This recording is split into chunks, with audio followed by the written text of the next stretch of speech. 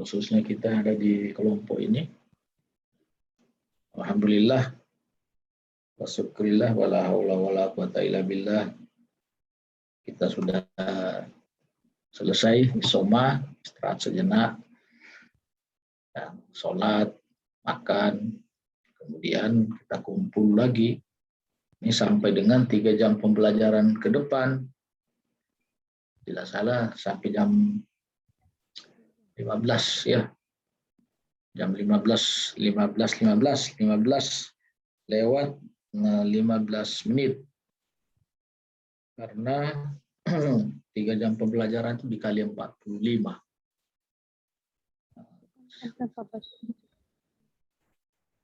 Bukan 3 jam kali 60 menit ya, 3 jam kali 45 menit. Nah, sudah ada semua ini teman-teman kita.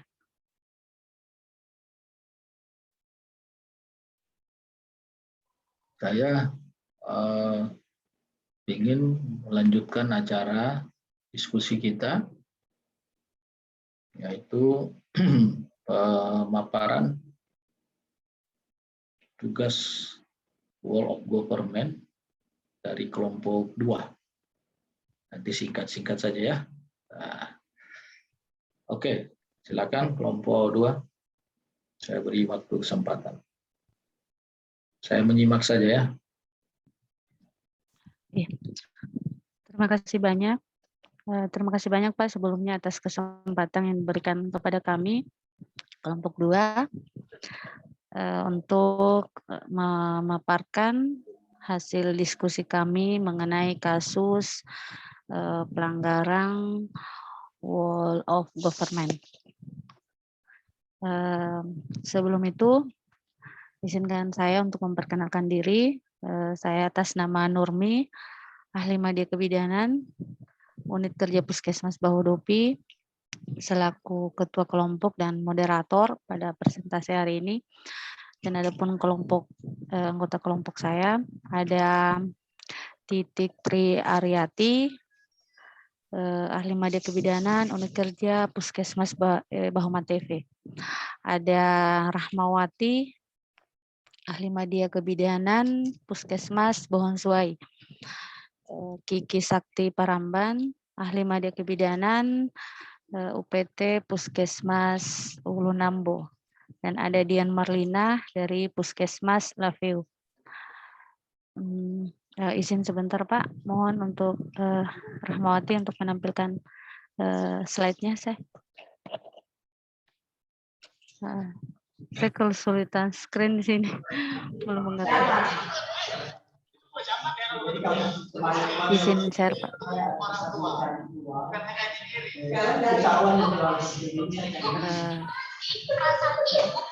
Pada kesempatan kali ini kami akan mengulas terkait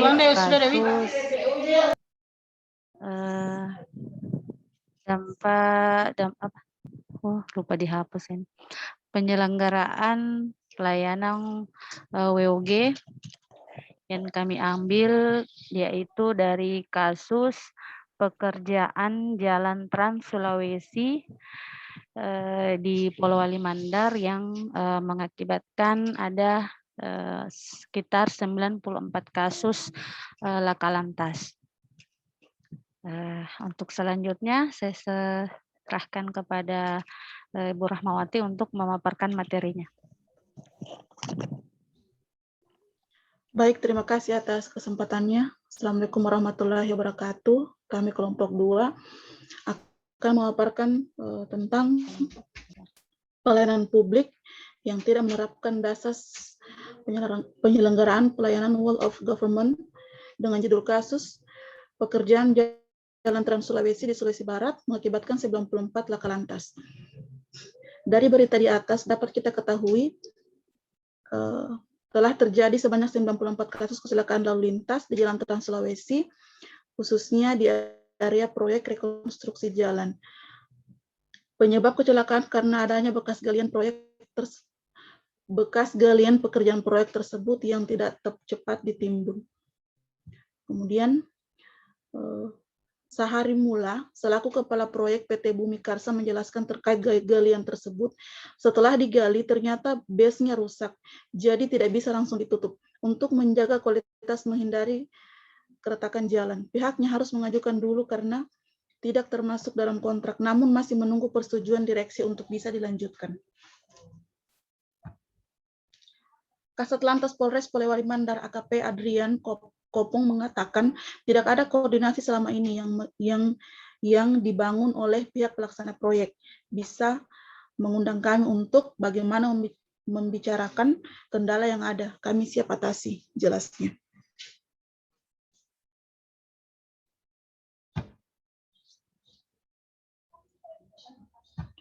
Kemudian azas penyelenggaraan WOK yang dilanggar, yang pertama itu ada kepentingan umum, di mana dalam pekerjaan proyek jalan nasional tersebut seharusnya terjalin koordinasi dengan pihak terkait seperti pemerintah desa, camat setempat, dan pihak kepolisian di wilayah tersebut, sehingga mendapat dukungan dalam memberikan pelayanan terbaik kepada masyarakat atau kepada para pengendara yang melewati area galian tersebut.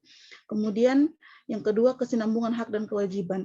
Dalam kejadian ini kita bisa melihat dan menilai para kontraktor yang tidak terlalu memperhatikan kepentingan dan keselamatan masyarakat luas, hanya mengejar targetnya saja. Kemudian ketepatan waktu. Untuk dapat menyelesaikan suatu pekerjaan tepat waktu, maka diperlukan kolaborasi dan kerjasama semua pihak terkait. Selanjutnya keterbukaan. Tidak adanya keterbukaan dari pihak kontraktor membangun koordinasi dengan pihak kepolisian untuk membicarakan kendala-kendala yang dihadapi, sehingga tidak bisa teratasi dengan segera. Kemudian dampak yang ditimbulkan, yang pertama itu mengancam keselamatan pengendara, meningkatnya angka kelaka lantas, dan dapat menghambat lalu lintas. Adapun strategi model best practice yang seharusnya dilakukan, yang pertama, segera memberikan laporan pada direksi terkait untuk penanganan dan mengantisipasi banyak kemungkinan terjadi di lapangan, kemudian melaporkan atau berkoordinasi dengan Polres Polewali Mandar agar dapat menurunkan anggotanya untuk menertibkan lalu lintas dan memasang tanda waspada atau larangan terkait. Sekian dari kami, terima kasih. Saya kembalikan kepada moderator. Demikianlah tadi pemaparan dari kelompok 2 yang dibawakan oleh Saudari Rahmawati. Ya, yang kami angkat di sini mengenai kasus pembangunan proyek pembangunan jalan Trans Sulawesi yang sampai pada saat beritanya ini dirilis sekitar Juli itu kasus kecelakaan yang terjadi di situ cukup tinggi, itu mencapai sekitar 94 kasus. Demikian mungkin ada tambahan atau tanggapan, pernyataan, komentar dari kelompok 1 atau dari kelompok 2 sendiri, saya persilahkan.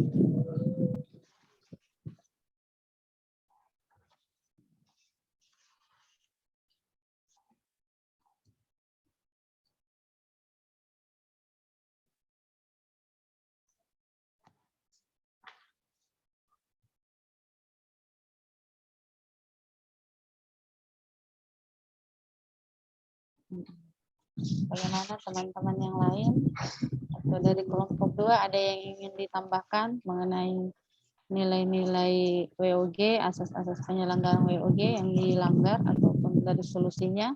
Dari teman-teman kelompok 1 silakan ditambahkan jika ada yang ingin buat pendapat.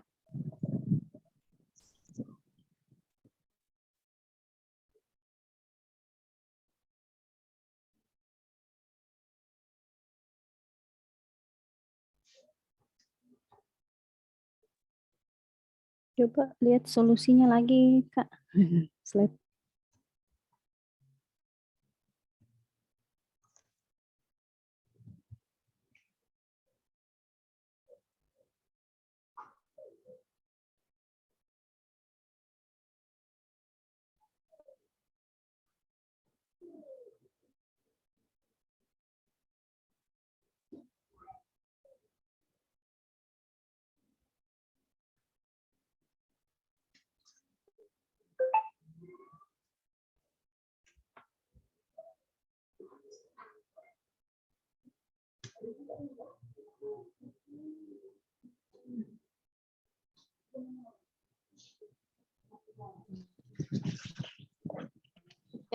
teman-teman ada yang ditambahkan mengenai solusi yang solusi yang tepat yang mungkin bisa diberikan untuk mengatasi permasalahan yang pada kasus tersebut.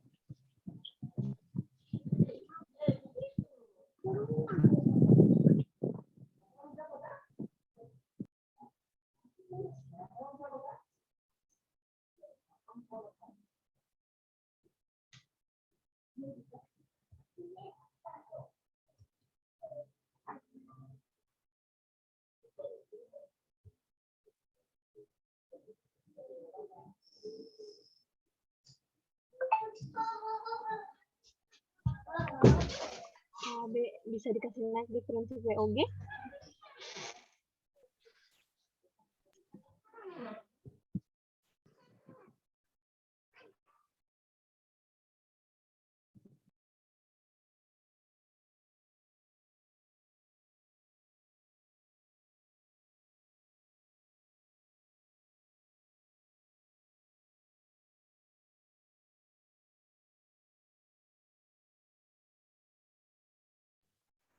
Boleh saya menanggapi? Ya, silakan Saudari Aslihatun jika ada yang ingin ditambahkan. Ya, ini menambahkan Silakan. sedikit. Ya, Ya, silakan. terkait ini asas penyelenggaraan WOG yang dilanggar. Kayaknya kalau menurut saya ini di keterkaitan keseimbangan hak dan kewajiban ini harusnya masuk di atas di kepentingan umum. Jadi di kepentingan umum ini kalau menurut saya ya, di kepentingan umum ini isinya koordinasi dan kolaborasi. Jadi isinya keterkaitannya keseimbangan hak dan kewajiban ini harusnya di kepentingan umum. Karena ini dalam kejadian ini kita bisa melihat dan menilai para kontraktor yang tidak terlalu memperhatikan kepentingan dan keselamatan masyarakat luas, hanya mengejar targetnya. Sementara di asas kepentingan umum ini kayaknya lebih fokus ke koordinasi dengan pihak terkait seperti pemerintah desa, camat setempat, dan pihak kepolisian. Seperti itu. Kemudian ada slide berikutnya ya ini ketepatan waktu. Ketepatan waktu untuk dapat menyelesaikan suatu pekerjaan tepat waktu maka diperlukan kolaborasi dan kerjasama. Ya, boleh sih. Hanya itu saja mungkin, hanya tertukar keterkaitannya mungkin kalau menurut saya. Ya, terima kasih. Baik, terima kasih untuk tanggapannya. Ya, mungkin kepentingan umum.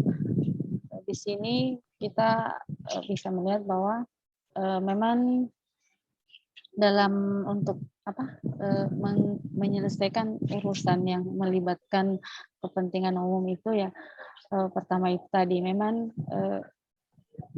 kerjasama antara pihak-pihak terkait itu memang harus terjalin dengan baik dari awal sebelum melaksanakan sepanjang prosesnya sampai selesai.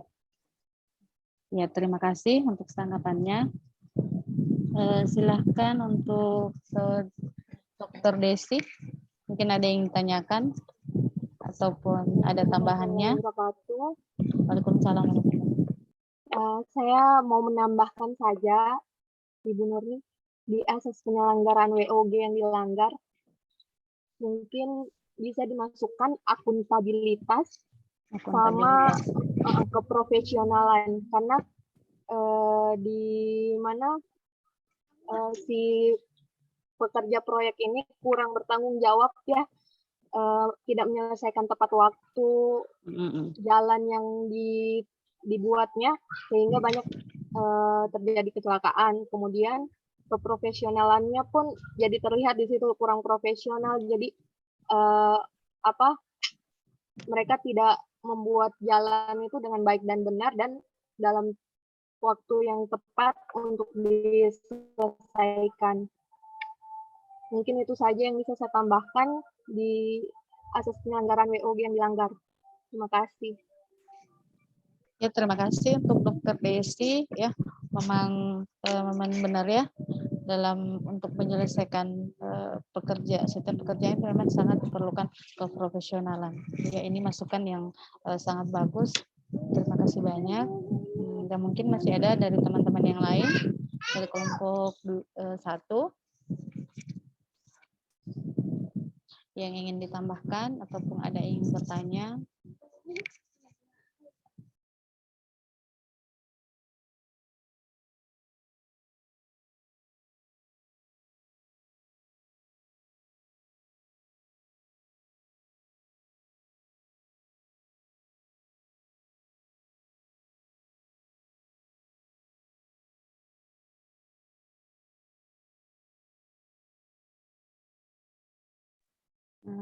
Bagaimana teman-teman yang lain?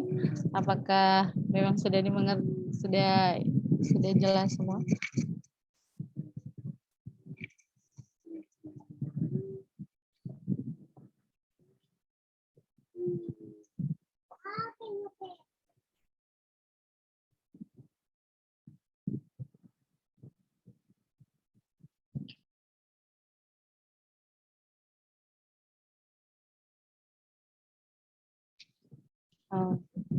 Mungkin sudah tidak ada lagi tambahan. Boleh bertanya? Boleh dengan Menurut siapa ini?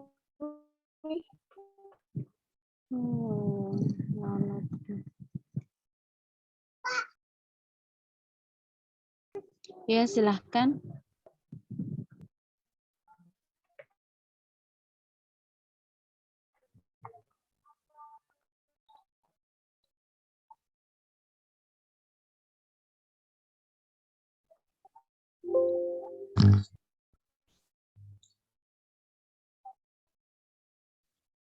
Tidak kedengaran suaranya Dokter Desi. Tadi Dokter Desi, siapa?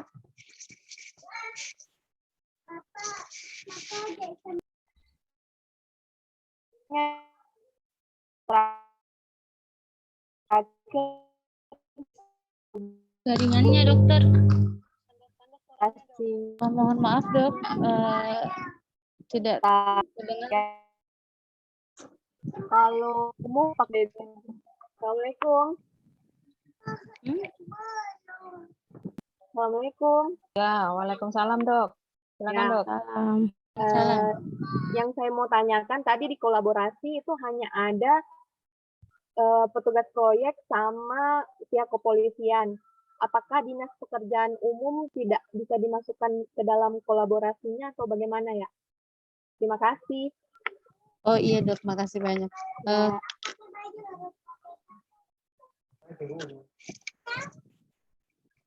Silakan untuk Saudari Eka.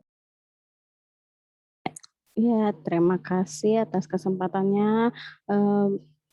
Ini temanya bagus sekali ya. Ini memang dampaknya yang betul-betul terlihat kalau tidak menerapkan WOG.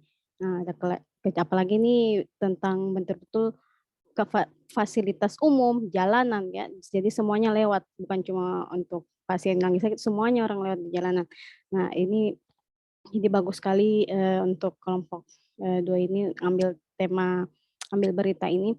Nah, saya cuma mau tambahkan saja. Ini kan tadi sudah dijelaskan itu di asas-asas yang dilanggar.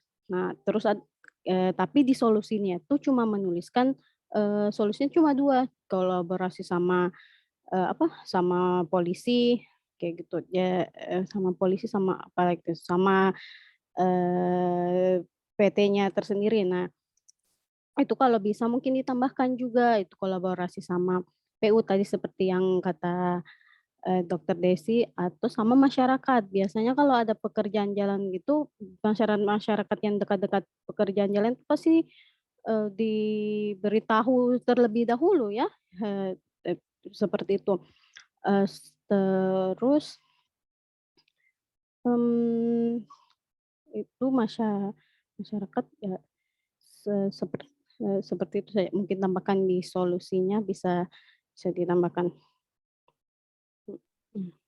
Ya, terima kasih untuk Saudari Eka atas masukannya, terutama di solusinya ini benar ya, sangat benar. Terima kasih banyak. Saya persilakan untuk Saudari Hariska Pratiwi. Apakah Baik, ada yang ingin ditanyakan atau menambahkan? Baik, terima kasih untuk waktunya. Mungkin saya sedikit menambahkan saja di bagian solusinya. Kan di sini ada asas penyelenggaraan WOG yang dilanggar, yaitu dari pihak kontraktor sendiri yang lebih memperhatikan kepentingan lebih memperhatikan kepentingan pribadi, dalam arti mereka mengejar target saja. Jadi mungkin ditambahkan sedikit solusinya di situ, lebih untuk bagi pemerintah lebih selektif lagi dalam memilih dengan siapa dia bekerja sama, begitu. Apalagi ini merupakan jalanan umum, jalanan yang dilewati oleh semua orang. Trans Sulawesi kan antar Sulawesi, jadi harus berhati-hati, baik itu bekerja sama dengan dalam hal ini PU, pemerintah, terus yang paling besar pengaruhnya juga itu yang kontraktornya. Jadi kedepannya lagi lebih selektif lagi dalam memilih dengan siapa dia bekerja sama. Mungkin bisa ditinjau sebelum memilih kontraktornya, kita mungkin bisa lihat background-nya, bagaimana kualitas pembangunannya di tempat-tempat lain kontraktor tersebut. Jadi kita bisa antisipasi ke depannya bagaimana pembangunan yang akan berjalan. Terima kasih. Ya, terima kasih banyak Saudari Hariska atas tambahan solusi. Ya, salah satu solusi yang sangat sangat bagus ya. Dan sepertinya memang kedepannya harus menjadi sebuah tolak ukur bagi pihak pemerintah dalam memilih pihak kontraktor mana yang akan diberikan proyek jalan, apalagi jalan Trans Sulawesi seperti ini. Terima kasih banyak. Baiklah, mengenai tadi pertanyaan dari Dr. Desi, apakah dari teman-teman kelompok 2 ada yang ingin menanggapi? Saya persilahkan. Izin menanggapi. Oh, ya, silakan Saudari Rahmawati, saya persilahkan. Ya. Baik, tadi pertanyaannya, apakah kolaborasi dengan pihak PU, pekerjaan umum tidak ada, seperti itu. Kemudian, selanjutnya tadi dari Nurul ada juga pertanyaan, hampir terkait, apakah kolaborasi dengan pihak PU tidak ada, dan bagaimana dengan melibatkan masyarakat. Kemudian, nah, baik, mengenai kolaborasi dengan pihak PU. Dalam hal ini, pekerjaan perbaikan jalan tersebut itu sumbernya dari pekerjaan umum, dari pihak PU. Semestinya mereka sudah ikut andil dalam pelaksanaannya itu. Mereka sudah harus mengawasi sejak awal, seperti itu. Karena kaitannya dengan whole of government ini, karena whole of government adalah kolaboratif, upaya kolaborasi, makanya kami angkat solusinya yaitu lebih ke lintas sektornya. Seperti masyarakatnya diangkat dari pemerintah desanya, kemudian ada pihak kepolisian sebagai lintas sektor dalam hal ini. Pihak PU itu secara otomatis sudah seharusnya terlibat, seperti itu. Nah, kemudian pertanyaan dari Nurul tadi, bagaimana dari masyarakat? Masyarakat sudah terlibat dengan kami libatkan adanya koordinasi dengan pihak desa, pihak pemerintah desa, pihak kecamatan. Secara otomatis mereka lah yang akan mensosialisasikan hal tersebut kepada masyarakatnya, karena kita misalnya hanya meminta untuk dilaksanakan kolaborasi, tidak bisa memerintahkan langsung kepada masyarakat. Apabila kepala desa atau Pak Camat sudah mengiyakan, mereka lah yang akan menyampaikan, mengarahkan kepada masyarakatnya untuk ikut membantu, seperti itu. Kemudian pertanyaan terakhir dari Saudari Hariska, harusnya pemerintah lebih selektif kepada siapa dia bekerja sama. Saya rasa hal ini lebih tepatnya dengan pemerintah sudah melakukan adanya keterbukaan birokrasi, di mana sistem-sistem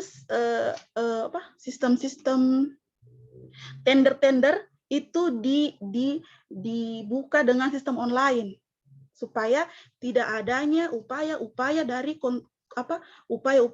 kontraktor tersebut untuk, mohon maaf, membayar pihak-pihak yang ada di PU. Karena harapannya supaya nanti pada saat kontraktor tersebut melaksanakan pekerjaannya, dia benar-benar melaksanakan dengan maksimal, tidak memikirkan untuk pengembalian uangnya tadi yang dia bayar melalui upaya-upaya pertama tadi yang tidak dilaksanakan dengan adanya keterbukaan melalui media online seperti itu. Nah, saya rasa cukup. Silakan teman-teman yang lain untuk menambahkan.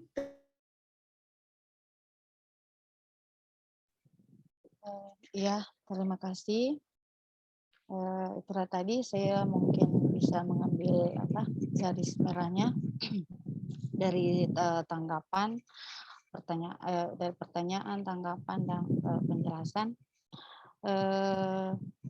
Memang benar seperti yang teman-teman tadi berikan tanggapannya bahwa seperti itu tadi, dalam untuk menyelesaikan pekerjaan seperti ini, apalagi yang menyangkut tentang kepentingan umum, itu tentunya harus melibatkan, harus ada koordinasi kerjasama yang terjalin dengan baik. Ini dari pekerjaan umum, kemudian pemerintah desa, kepolisian, semua itu harus terjalin kerjasama, koordinasi yang baik dari awal sebelum kegiatan ini dilaksanakan dan sepanjang proses pelaksanaan itu. Terima kasih banyak, diskusi yang sangat bagus ya menurut saya. Mungkin dari teman-teman yang lain ada yang masih mau ditambahkan atau ditanggapi, saya persilahkan dari kelompok 1, dari kelompok 2 sendiri.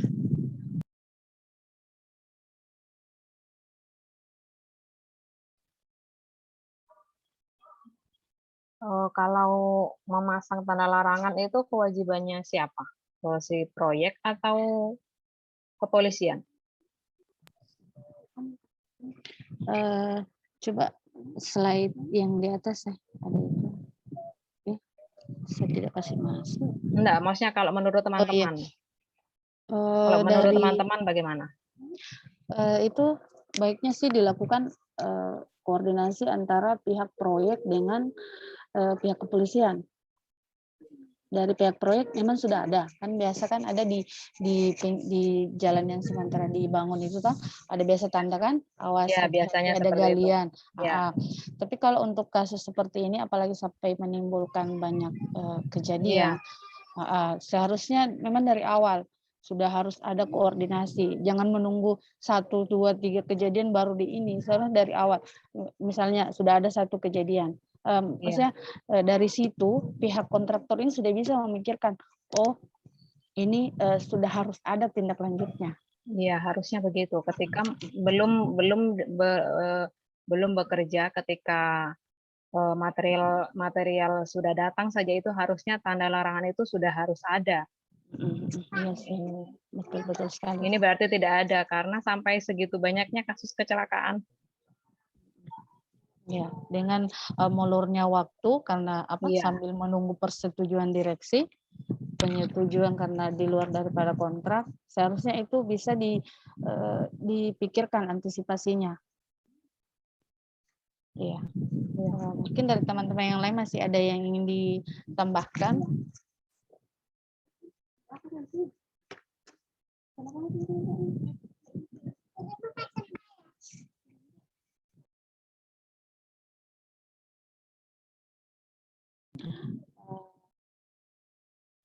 Mungkin cukup sekian. Bagaimana teman-teman? Sudah tidak ada lagi yang ingin ditangkapi? Baiklah, saya kembalikan kepada Pak Abu. Terima kasih untuk kesempatannya, Pak, kepada kelompok 2.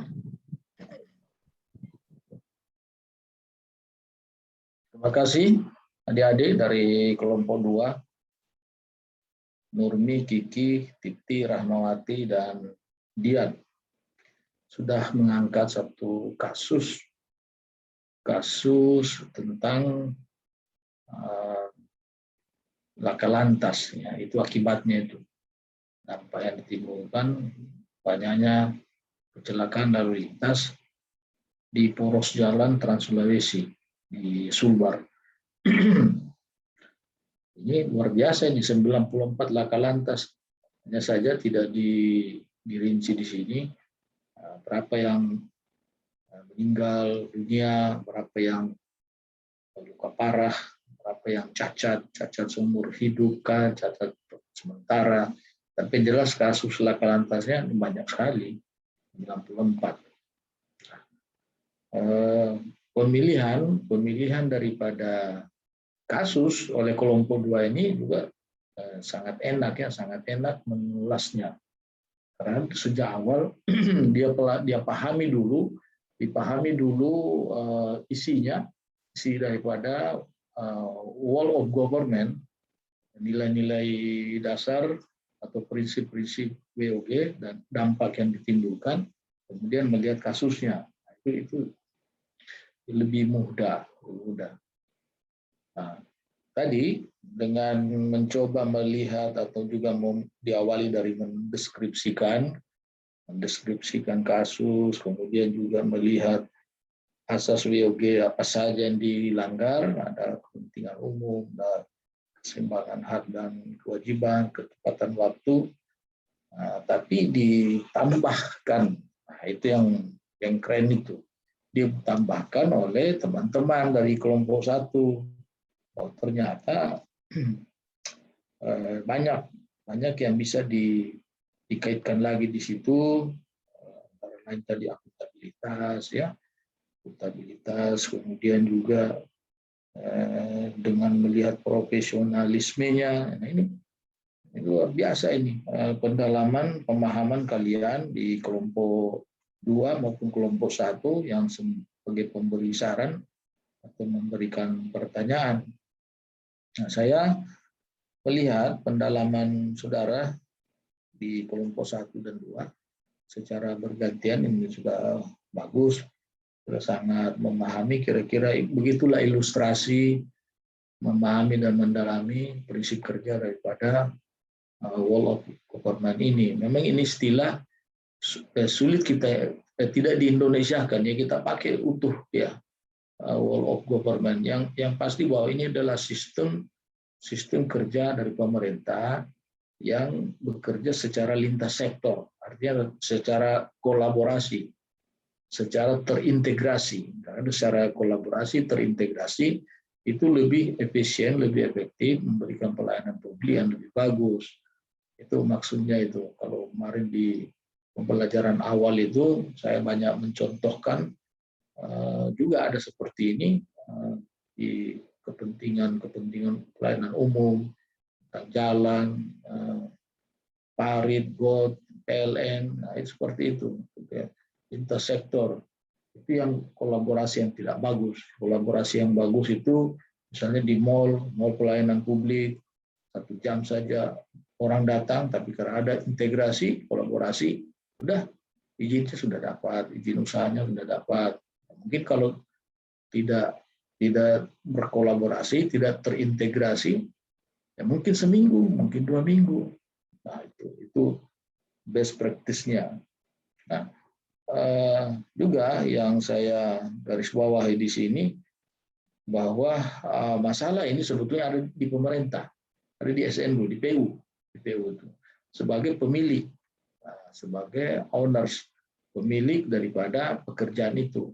Karena tidak boleh pemerintah yang melakukan pekerjaannya sendiri, itu di pihak ketiga kan dengan melalui tender ya, bisa di sana mereka menawar secara profesional. Tapi kalau seandainya si pemenangnya si A dan dampaknya di lapangan ternyata hanya seperti ini, masa ada lubang tidak segera ditutup, nah nanti ada korban, itu pun lama penanganan, itu menandakan memang tidak profesional. Walaupun dia sebagai pemenang dengan penawaran terendah, tidak memiliki akuntabilitas, tanggung jawab yang tinggi terhadap orang yang memenangkan paket pelelangan pekerjaan atau pemeliharaan jalan itu. Nah, juga pemerintah dalam hal ini Dinas PU harusnya itu Anda juga ada yang menyampaikan itu bahwa kolaborasi, koordinasi, tidak nanti ada kecelakaan begini, tidak nanti ada masalah. Itu dari awal. Nah, saya itu keren itu. Siapa tadi saya tidak menyampaikan itu. Harusnya sudah dari awal. Rahmawati kalau tidak salah dari kelompok 2. Mesti dari awal, kemudian dan seterusnya. Artinya sejak awal, sejak perencanaan, kemudian di dalam pelaksanaannya, bahkan juga dievaluasi terakhir. Karena pekerjaan yang terkoordinir, terkolaborasi, terintegrasi dengan baik, itu nanti menjadi feedback lagi. Nah, ada catatan-catatan penting yang perlu menjadi acuan dalam pelaksanaan, dalam kolaborasi berikutnya. Karena boleh jadi kolaborasi saat ini itu berkembang lagi. Ya, koordinasinya berkembang, integrasinya berkembang. Tadi juga saya sependapat sebaiknya, kalau ada yang bertanya tadi, itu yang bikin papan-papan nama itu siapa itu?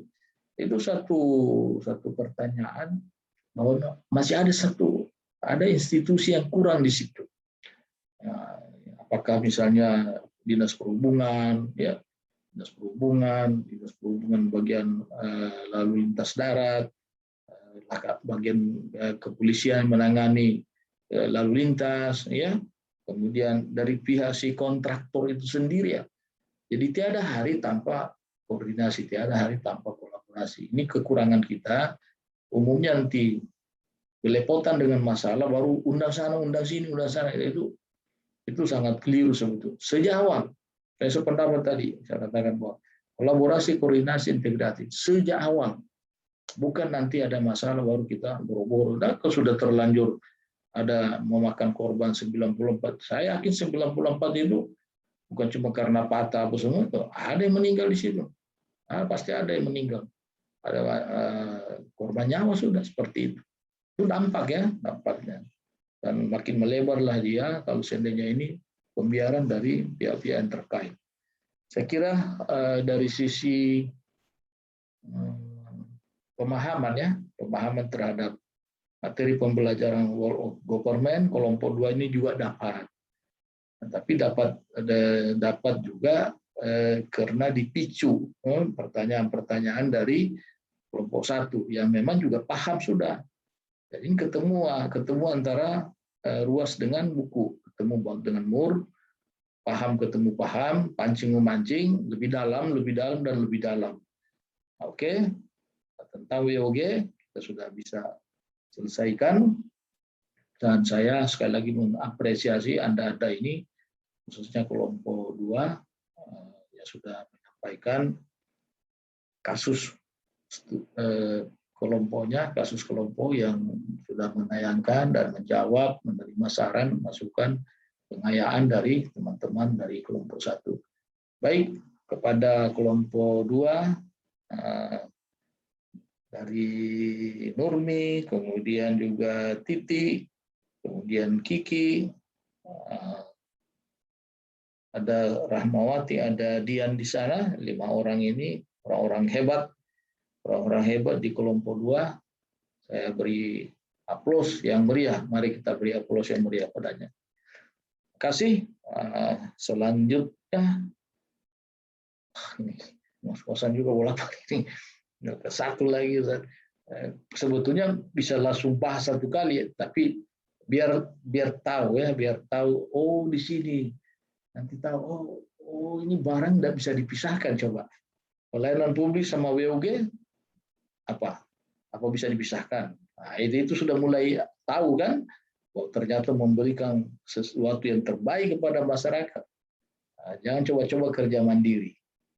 Kemarin waktu saya menyampaikan materi ini, bahwa buka wawasanmu, bahwa ber-WOG itu jangan hanya selalu pada lintas sektor seperti kasus-kasus yang Anda tawarkan itu ya, untuk didiskusikan. Tapi prinsip WOG itu sebetulnya ada secara internal. Ada secara internal di unit kerja kita. Kalau seandainya Anda mau kerja sendiri, tidur sendiri, makan sendiri, wah mati sendiri nanti. Jadi harus bagaimana dengan teman di sebelah, tetangga kita yang ada di sama-sama dalam satu kantor, di puskesmas, kayak di rumah sakit, di sekolah, dengan guru yang satu, kita misalnya di kelas 4 ya, berkolaborasi dengan guru di kelas 3 atau di kelas yang lebih tinggi dari kita. Begitu juga teman-teman di puskesmas, di dinas-dinas teknis. Yakin dan percaya kalau kerja sendiri itu susah. Nanti ada masalah lagi, baru tanya-tanya lagi. Tanya sama ini teman-teman. Umumnya kita kayak gitu. Tapi biasakan itu koordinasi dengan teman dalam internal. Nah, kalau itu terbiasa, nah apa susahnya kita berkolaborasi secara keluar. Artinya apa? Jangan terlalu jauh bermimpi untuk berhuman relation, bertetangga, bertetangga yang baik, ya tetangga muka belakang. Kalau seandainya di dalam rumah itu, satu di depan, satu di teras. Istrinya di teras, suaminya di dapur. Dia di kamar ini, ya tidak pernah ketemu, tidak pernah koordinasi, tidak kolaborasi. Jangan pernah bermimpi bisa bertetangga, malah bisa menularkan dampak yang tidak baik kepada tetangga. Kalau dia sering berkelahi di dalam itu, biasanya potensi itu dibawa keluar, ya. Berkelahi di depan, berkelahi di samping. Pikirannya tiap hari, siapa lagi yang mau lawan di belakang rumah, sampai beberapa deretan rumah itu habis. Saya kira Anda itu tahu, itu ada manusia kayak gitu. Dia ada hari tanpa perkelahian. Coba periksa di rumahnya. Coba kalau ada suka doyan berkelahi dengan tetangga. Taruhan saya, kalau saya penjudi, saya menang. Pasti di rumahnya itu suka berkelahi juga. Itu ya, suami istri misalnya pasti itu. Tapi kalau yang akur-akur, mantap, sinergi terus harmonis, ini tetangganya tuh bagus. Baku minta garam, minta rica, apa sana, enak dia. Kira-kira sama seperti ini juga. Mudahnya kita memberikan pemahaman tentang WOG. Saya khawatir Anda yang bekerja secara tidak berhubungan dengan publik, pelayanan publik, misalnya ngatur soal administrasi di tata usaha, bendahara misalnya, bendahara kan mana publiknya?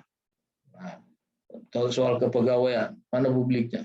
Padahal publiknya itu adalah masyarakat yang dilayani, teman-teman yang dilayani di kepegawaian itu. Karena kalau tanpa Anda juga, ini bisa berdampak terhadap pelayanan publik secara luas. Nah, coba bayangkan Anda bekerja di bidang kepegawaian, tidak memberikan pelayanan yang baik sesuai tugas pokok dan fungsi ya, kepada teman-teman tadi, tidak bersinergi memberikan kemudahan, naikkan pangkat, kemudahan menaikkan gaji berkat. Akhirnya apa? Mereka putus asa. Ya, karena putus asa, apalagi penyuluh-penyuluh lapangan, malas lebih banyak di rumah daripada lapangan. Dia dampaknya juga pada pelayanan publik secara luas. Jadi kira-kira seperti itu, adik-adik. Jangan memaknai secara sempit, hanya selalu lintas sektor. Saya khawatir di dalam rancangan aktualisasimu, kamu tidak pernah menaruh nanti itu WOG. Kaitannya dengan kegiatan. Yang hadir selalu itu pelayanan publik, dan biasanya pelayanan publik itu tanya, mana itu WOG? Pak, saya kan cuma... Nah, ini karena pemahaman yang dalam. Kalau Anda paham ini, insya Allah tidak akan pernah kehabisan narasi, analisa terhadap kasus ataupun juga pekerjaan-pekerjaan baik tugas individu maupun juga tugas membuat rancangan aktualisasinya. Saya kira itu untuk pembelajaran WOG. Kelompok 1, kelompok 2 sudah oke, sudah selesai. Anda paham, saya sepertinya melihat memahami semua dengan baik. Oleh karena itu kita pindah lagi ke kelompok 1 tentang manajemen ASN. Ya, silakan kelompok 1. Ya, terima kasih lagi atas kesempatannya, Pak. Di sini kami kelompok 1 akan mempresentasikan tugas kelompok mengenai manajemen ASN. Boleh Ibu Eka di-share screen-nya?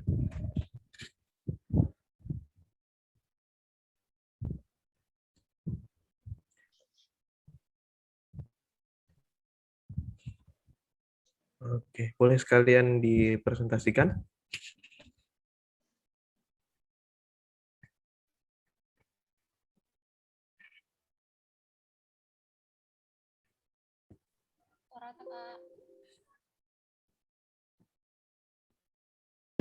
Belum di-mute. Oke. Baik. Untuk di tugas ketiga ini kita mencari berita tentang pelanggaran kode etik dan sikap perilaku PNS.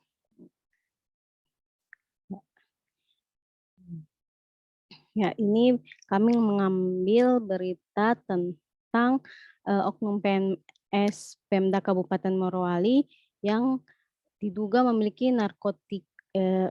narkotika jenis sabu.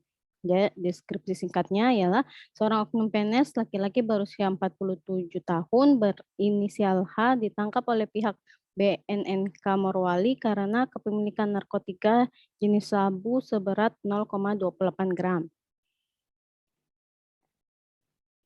Ya, kami melihat di penyebabnya dilihat dari dalam pribadi ialah seorang yang mudah dipengaruhi, lemah ilmu intelektual, dan adanya hasrat keingintahuan.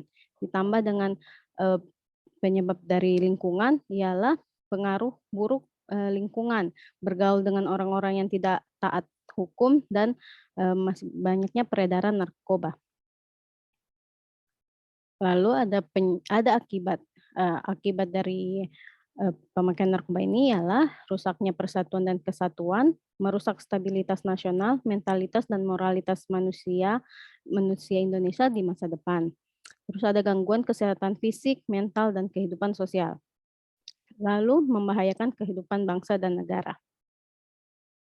Ya, di sini nilai-nilai manajemen ASN yang dilanggar. Pertama, pelanggaran kewajiban ASN ialah dia melanggar pada indikator setia dan taat pada Pancasila, Undang-Undang Negara Republik Indonesia 1945, NKRI, dan aturan pemerintah yang sah.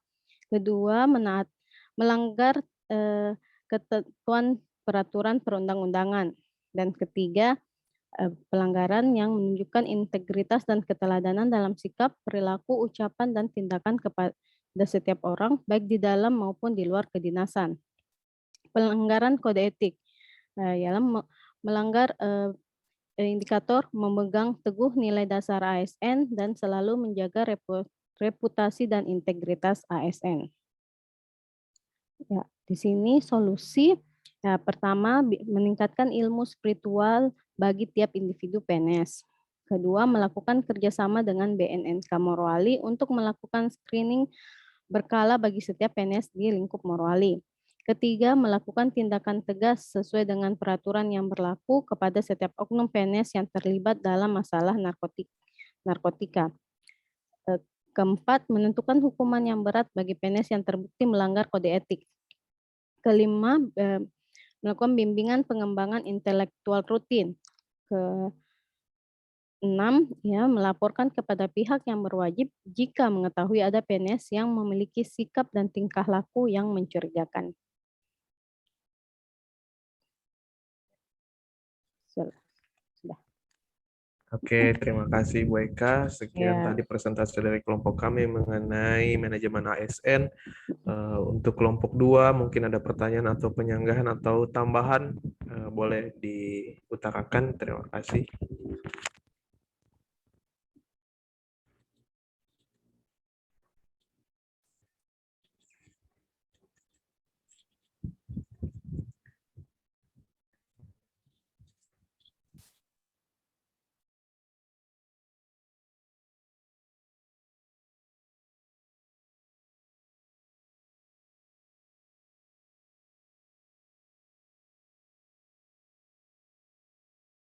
Ya, Ibu Rahmawati, disilahkan.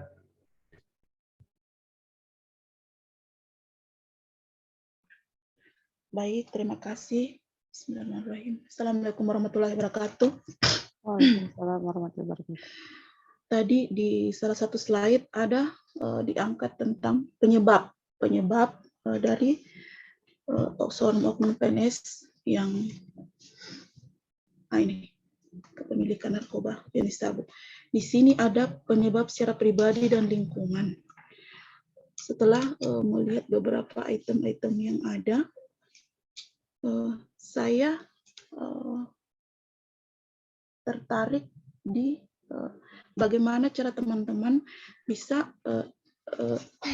Dengan metode apa teman-teman menarik kesimpulan sehingga mendapatkan penyebab yang dari pribadi dan lingkungan tadi, seperti mudah dipengaruhi, lemah ilmu intelektual. Dengan metode apa teman-teman sampai menemukan kondisi seperti itu, baik dari pribadi maupun lingkungannya. Terima kasih atas kesempatannya. Oke, terima Assalamualaikum kasih. warahmatullahi wabarakatuh. Ya, lanjut Ibu Titi.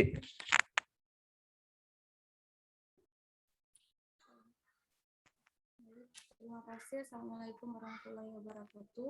Waalaikumsalam warahmatullahi wabarakatuh.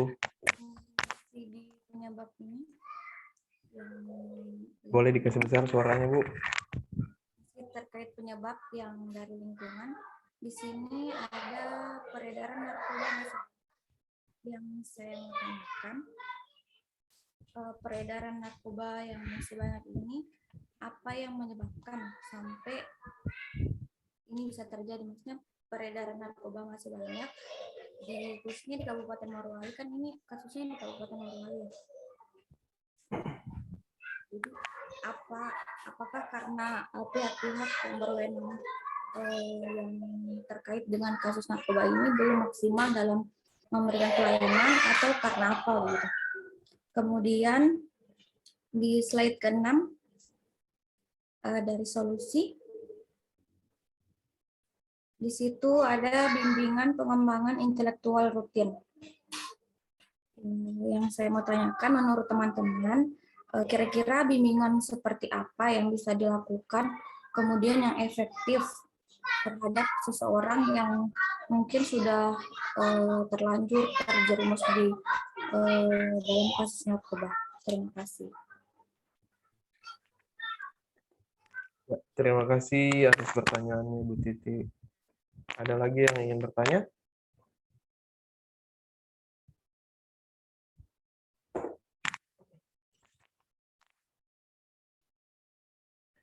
Oke, kalau tidak ada, kita coba jawab satu persatu pertanyaannya. Dari kelompok 1, ada yang ingin menjawab?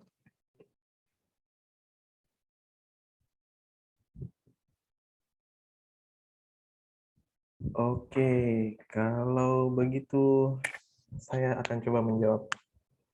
Yang pertama, pertanyaan mengenai penyebab pribadi yang mudah dipengaruhi dan lemahnya ilmu intelektual dan hasrat keingintahuan. Dari mana ditahu penyebabnya seperti ini?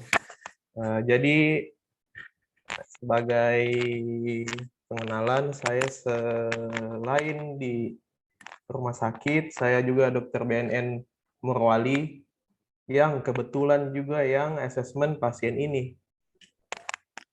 Jadi saya cukup mengetahui penyebabnya, dan penyebabnya ini hampir semua rata-rata pengguna narkoba jenis sabu itu penyebabnya cuma ini: mudah dipengaruhi, lemah intelektual, dengan hasrat keingintahuan. Begitu pula berlaku dengan pasien atau PNS ini yang berinisial H. Jadi dia itu dipengaruhi oleh temannya, dia bilang enak, barang bagus, dan lemahnya ilmu intelektual itu maksudnya dia tidak tahu kalau dampak buruk sabu itu apa, dia cuma tahu dampak bagusnya apa. Bukan berarti si H ini tidak tahu kalau itu sabu, dia tahu kalau itu sabu, cuma dia kurang tahu apa dampak negatifnya. Kemudian yang ketiga adalah hasrat keingintahuan. Kalau yang pertama, para pengguna sabu itu kebanyakan penasaran. Setelah penasaran, jadi ketagihan. Nah, jadi umumnya seperti itu kalau di Morowali khususnya, pasien-pasien ketergantungan sabu. Terus yang kedua, pertanyaannya Ibu Titi, kenapa masih banyak peredaran narkoba atau jenis sabu di Morowali ini? Apakah belum maksimal bagian yang menangani, yaitu mungkin polisi atau BNN? Sebenarnya kalau dibilang belum maksimal, sudah maksimal sesuai dengan jumlah anggota yang ada. Cuman kalau dibandingkan dengan penjual, pemakai dengan penegak hukumnya serta pegawai rehabilitasinya, itu berbanding jauh sekali. Jadi akan timpang dari segi jumlah. Yang kedua, memang masih sangat mudah narkoba masuk di Morowali ini karena dia ada 2 jalur. Yang pertama jalur dari Kendari, yang kedua jalur dari Palu, Makassar juga lumayan banyak. Kemudian penjualnya lebih banyak lagi di sini. Ya mungkin karena satu cepat dapat untung, kedua barangnya cepat habis, yang ketiga laku di pasaran tanpa memandang usia, jadi semua pakai. Jadi dia anggap bahwa Morowali itu pasar yang baik, apalagi terutama di daerah Bahodopi, para pekerja tambang paling sering pakai sabu.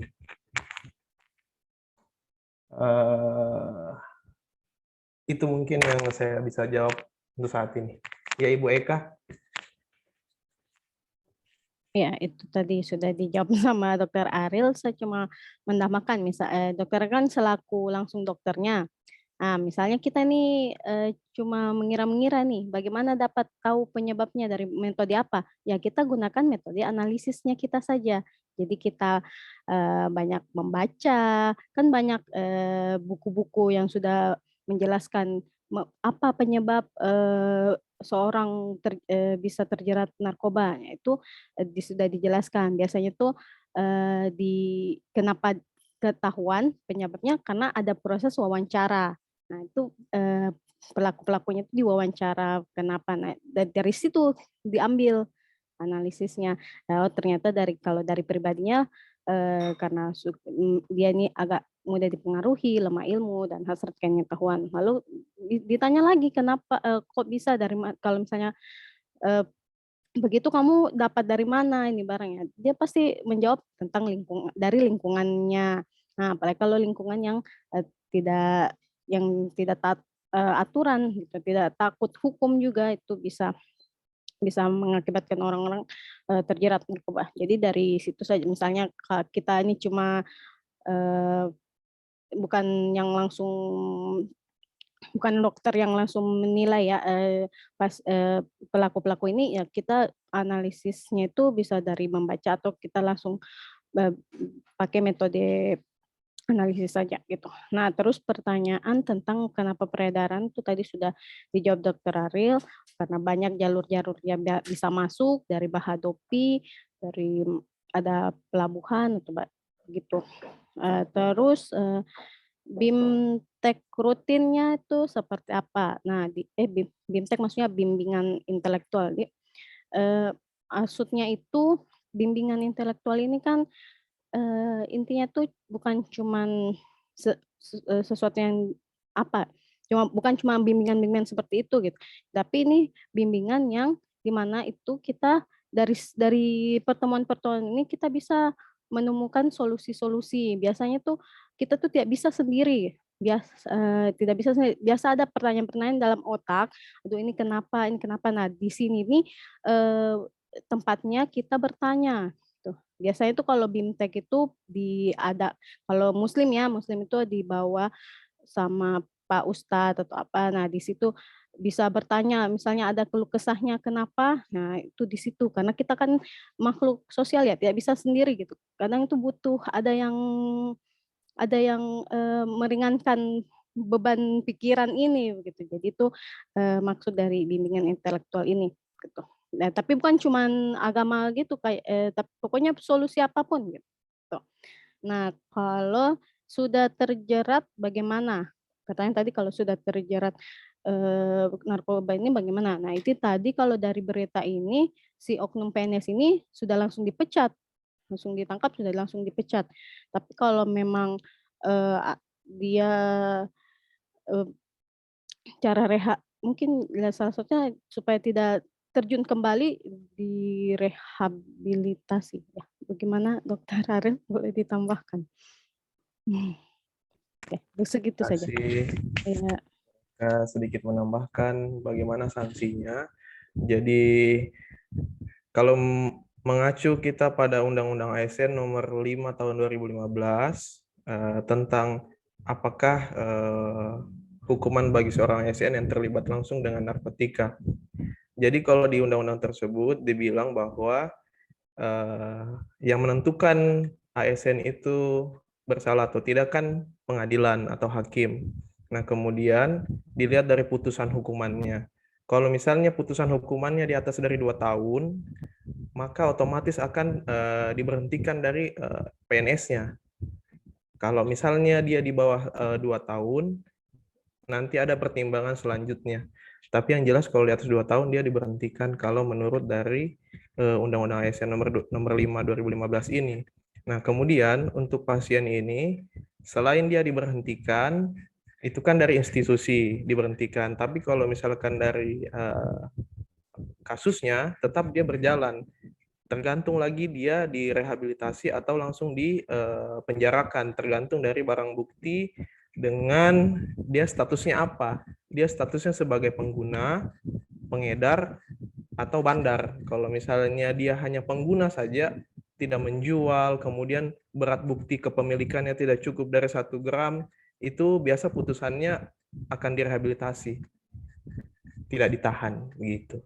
Terima kasih.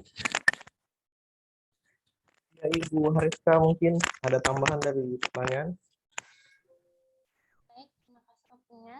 Jadi mungkin saya akan menambahkan sedikit tentang pertanyaan yang nomor 2, mengapa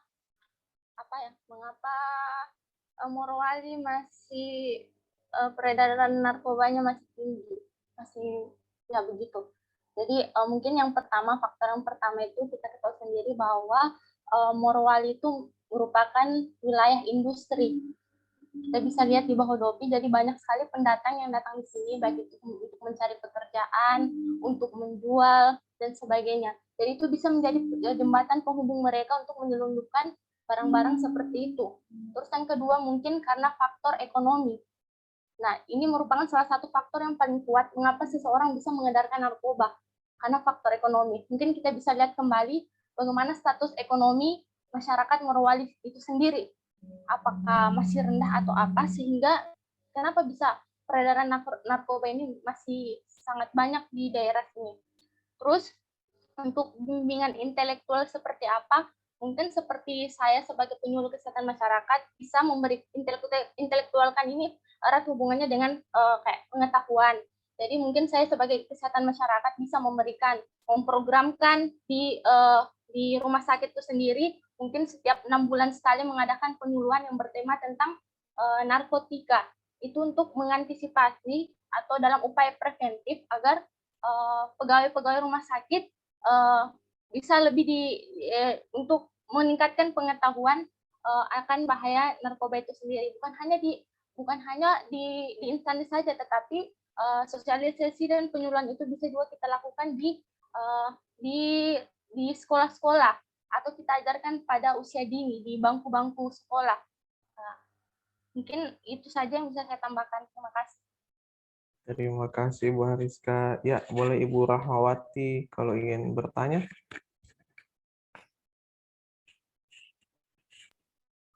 Baik, terima kasih Dok.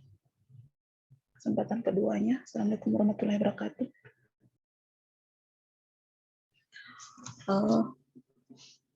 Tadi yang kita bahas adalah narkoba jenis sabu, yang mana kita ketahui adalah salah satu nafsa dengan golongan metamfetamin ya, yang mana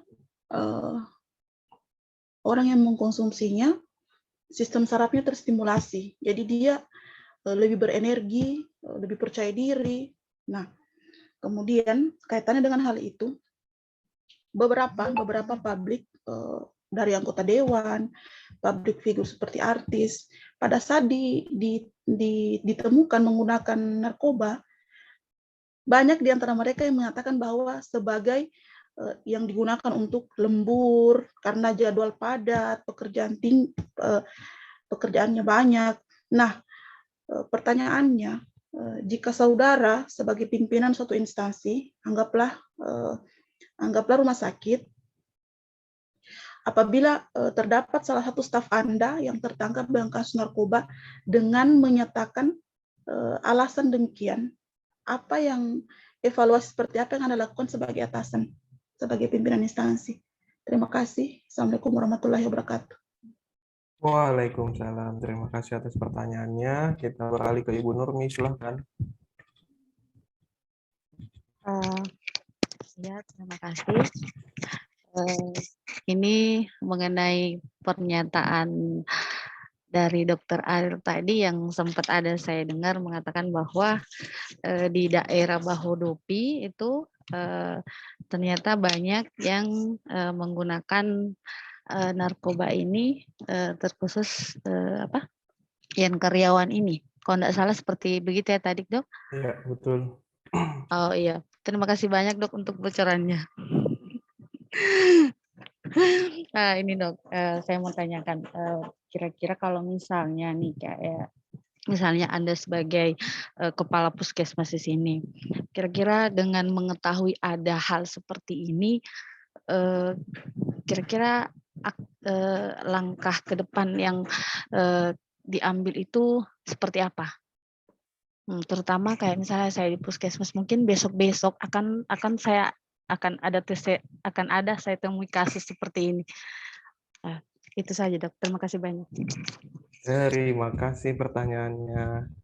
Ya, dari kelompok 1 ada yang ingin menanggapi?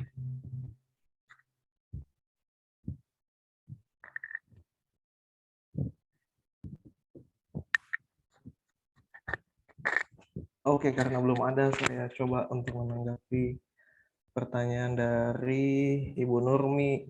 Kalau saya jadi kepala puskesmas, Bu ya, saya mau ngapain? Yang pertama adalah tidak bisa sebenarnya puskesmas maupun rumah sakit melakukan tes screening. Bahkan puskesmas dan rumah sakit adalah sebagai IPWL, institusi layanan wajib lapor begitu.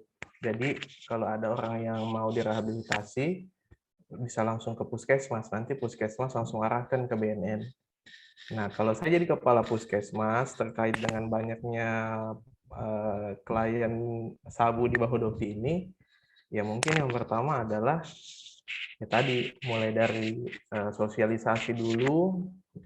Sebagai kepala puskesmas, saya akan menyuruh para penyuluh-penyuluh yang handal yang sudah mengetahui dampak negatif dari sabu ini, sehingga para pekerja tambang ini tahu apa sih itu sabu, kemudian dampaknya apa. Sebagai bocoran lagi, ini adalah hal lucu yang terjadi di Morowali yang sudah hampir setiap pasien saya dapatkan sebagai pekerja tambang. Jadi pekerja tambang di IMIP itu biasanya alasannya pakai sabu adalah biasa cari tenaga, kemudian cari tidak ngantuk. Untuk apa? Untuk bisa lembur. Kenapa dia harus lembur? Karena kalau lembur dia dapat uang lebih banyak. Nah, yang dia tidak sadari itu uang lemburnya itu dipakai untuk beli sabu. Beli sabu lagi. Ya, jadi setelah saya rangkumkan ceritanya dia sendiri, dia baru sadar, oh iya ya, jadi uangnya sebenarnya enggak ada tambah-tambahnya, karena uang lemburnya itu ya dipakai beli sabu lagi. Nah, jadi di situ dia baru sadar bahwa ternyata tidak ada gunanya dia lembur, malah uangnya habis untuk beli sabu. Kemudian yang kedua, ketidaktahuan dampak negatif dari sabu itu sangat hampir dibilang 100%.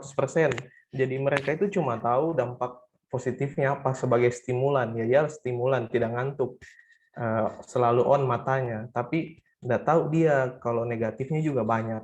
Jadi ya tadi salah satu langkah dari Kapus, penyuluhan yang berkala, kemudian menyarankan untuk tes urin berkala. Tapi untuk saat ini, untuk tes urin berkala sudah dilakukan kok sama IMIP. Jadi dia sudah bukan hanya IMIP, ada One Siang dan lain-lain, tiap berapa bulan itu pasti ada tes urinnya. Nah, kemudian kalau ada yang ketangkap atau kebetulan positif tes urinnya, Nah, itu biasa langsung ditindak tegas. Biasa langsung dipecat si pegawainya itu. Begitu. Terima kasih. Ada lagi pertanyaan dari Ibu Rahmawati, mungkin kelompok 1 mau dijawab? Atau Ibu Nurmi, bagaimana? Apakah sudah puas? Ya, terima kasih banyak, Dok. Dan ini akan menjadi apa ya? Sebuah catatan untuk saya nanti ke depannya. Oke, terima kasih banyak. Iya. Bagaimana? Kelompok 1, Ibu Rahmawati belum dijawab nih. Iya, Dr. Desi. Assalamualaikum warahmatullahi wabarakatuh. Waalaikumsalam. Kedengaran suara saya? Ya, jelas. Benaran, Dok. Saya coba menjawab pertanyaan dari Ibu Rahmawati. Kalau saya sebagai pimpinan dari pegawai yang menggunakan narkoba, saya mengambil contoh dari sikapnya Bapak BKSDM yang kemarin, berkata setiap pegawai yang ditemukan memakai narkoba harus langsung dipecat. Mungkin saya akan mengikuti itu sebagai acuan saya. Jadi siapapun yang ditemukan memakai narkoba harus langsung dipecat dan dikembalikan ke jalur hukumnya sendiri. Seperti yang sudah dijelaskan Dr. Ariel tadi, ada pemakaian yang di atas 2 tahun dan di bawah 2 tahun. Jadi pokoknya pegawai tersebut dipecat dan dikembalikan ke hukumnya. Bagaimana dia akan menerima hukumannya, dan untuk proses rehabilitasinya semuanya dikembalikan ke jalur hukum. Terus menambahkan sedikit, kenapa sampai narkoba ini banyak beredar di Morowali. Narkoba ini kan dia sama ya kayak rokok, begitu punya zat adiksi, rasa kecanduan. Jadi kalau misalnya tidak pakai atau tidak mengkonsumsi, pasti ada rasa ingin mencari lagi zat ini. Jadi itu sebabnya walaupun dibatasi ruang narkoba ini untuk dimasukkan ke Morowali, si pecandu ini yang sudah memakai narkoba tetap akan mencari lagi keluar karena ada zat adiksinya itu yang terkandung di dalamnya. Oleh sebab itu sebenarnya cara yang paling baik itu kita sendiri, kalau untuk diri sendiri sih, membentengi diri jangan sampai mencoba sama sekali untuk narkoba ini, karena memang zat adiksinya itu berbahaya. Dan walaupun sudah direhabilitasi, kalau masih ada kesempatan, mungkin misalnya kayak kalau misalnya dia dapat penghasilan yang lebih tinggi, mungkin akan mencoba lagi untuk membeli zat tersebut, karena kayak ada yang kurang begitu dalam diri dia sendiri kalau misalnya dia tidak memakai zat itu, gitu. Itu saja tambahan dari saya. Terima kasih. Terima kasih. Sedikit menambahkan dari pertanyaan Ibu Rahmawati tadi, evaluasi pimpinan mengenai bagaimana kalau ada pegawai yang alasannya karena beban kerjanya tinggi, jadi sehingga dia pakai sabu untuk meningkatkan semangatnya. Mungkin saya sebagai pimpinan selain menyerahkan kasusnya ke BNN atau kepolisian, ya mungkin kita sebagai pimpinan perlu mungkin evaluasi beban kerjanya di situ. Jangan sampai memang betul beban kerjanya tinggi, kemudian SDM-nya cuma dia. Jadi itu juga mungkin jadi bahan evaluasi untuk pimpinan agar menyelamatkan pegawai-pegawainya yang lain, jangan sampai terjerumus narkoba hanya karena itu. Terima kasih.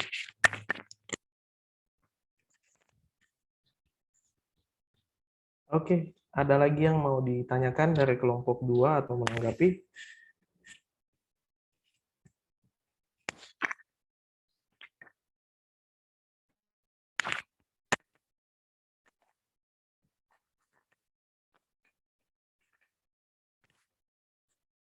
Saya rasa cukup ya, tidak ada lagi yang mau bertanya ya. Saya kembalikan lagi ke Pak Abu. Terima kasih atas kesempatannya, Pak.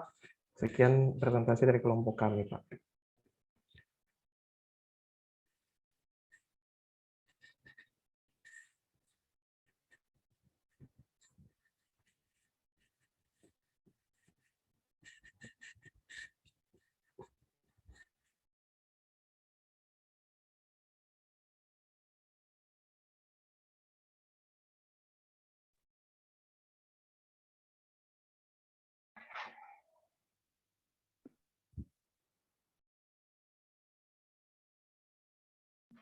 Sepertinya Bapak lift kayaknya. Iya, Pak. Itu sudah ada lagi.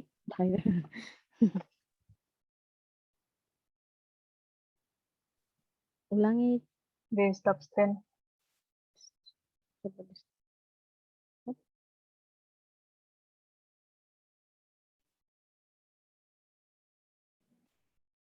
Cukup sudah ya, adik-adik?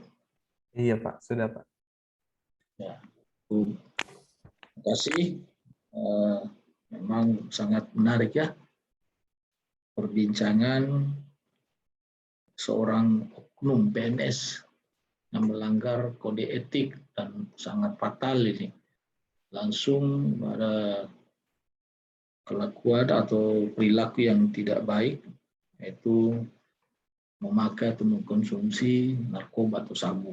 Nah, kelompok 2, yang kelompok 1 maksud saya, yang terdiri dari 5 orang teman ini yang luar biasa sudah menyampaikan paparannya lewat kasus oknum PNS tadi ini menggunakan narkoba, Syahrillah, Eka, Hariska Asliatul, dan Desi.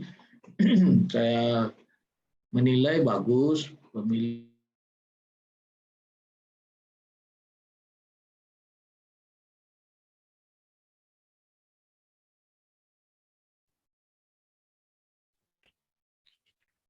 Keluar lagi ya Pak Abu. Putus-putus. Enggak sih?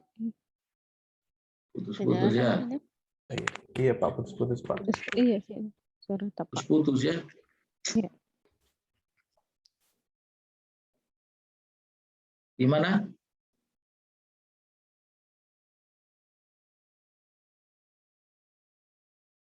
Putus ya? Ada Pak, ada. Sudah Pak, Ada sudah ya? terdengar. Ini ya signal di saya ini agak terganggu ini. Saya simpulkan saja bahwa dari perbincangan ini memang jelas bahwa ASN itu memang diikat dia dengan kode etik, kode perilaku. Nah, kalau kita belajar tentang agenda 3, manajemen ASN pelayanan publik dan WOG, khusus pada manajemen ASN, tentu di sana ada banyak ya, ada tugas dan peran, ada hak dan kewajiban, ada kode etik, sikap perilaku, ada juga di sana bagaimana melaksanakan sistem merit seperti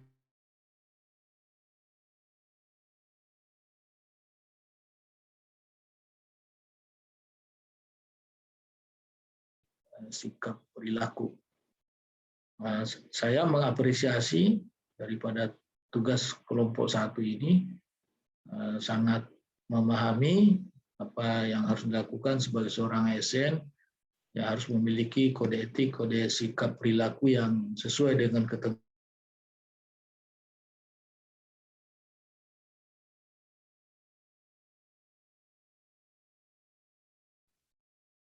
Terus lagi. Bilang. Terus.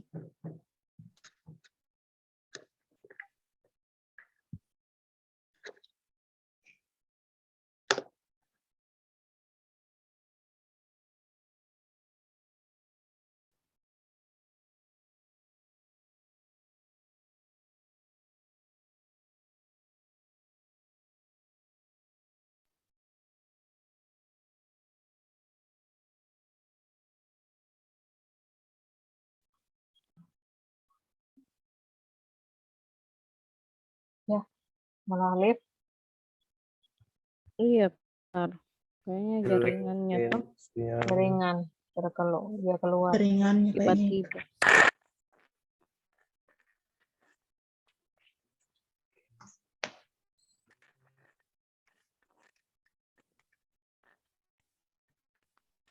Di sini apa ya materinya?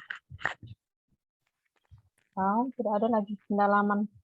Kalau Tugas kayaknya, tugas individu. Iya, Agenda. kayak individu. agenda 4 tidak ada. Tapi kalau di jadwal, dia cuma sampai jam ini, 14.30. Iya, seharusnya sih di jadwal 14.30, tapi tetap Karena Tadi Bapak bilang sampai jam 15.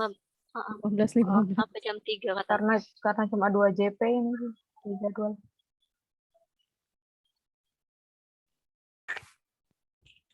Tapi di sini kalau anunya waktunya memang masih ada 53 menit.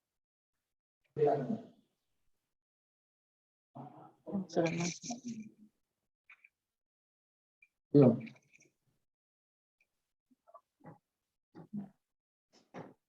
Jadi Tanjung 2. Terus, tiada ini, coba lihatkan dulu.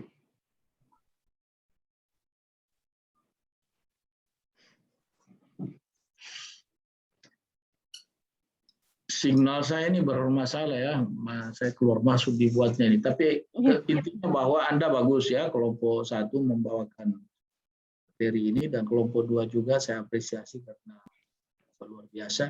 Simpulannya mari kita beri aplaus yang meriah ya kepada kelompok 1. Silakan untuk kelompok sub 2 secara singkat-singkat saja ya. Poin-poin saja.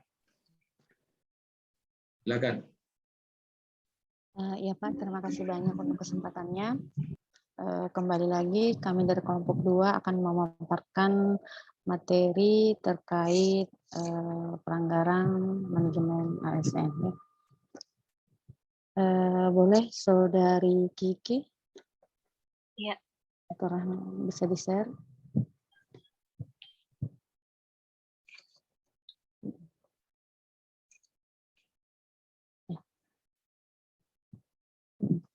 Dan bisa tolong dilanjutkan dengan pemaparan materinya.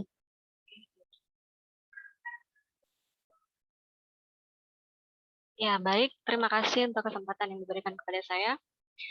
Di sini saya akan membahas tentang kasus terkait pelanggaran kode etik dan sikap perilaku PNS di instansi pemerintahan, deskripsi latar belakang dan penyebab masalah.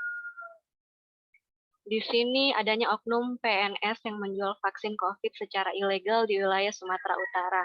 Klarifikasinya disampaikan langsung oleh Menteri Pemberdayaagunaan Negara dan Reformasi dan Birokrasi, Cahyo Kumolo.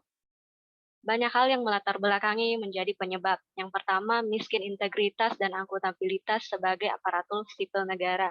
Yang kedua, tidak memahami tugas dan wewenang dengan baik. Yang ketiga, lemahnya sistem pengawasan.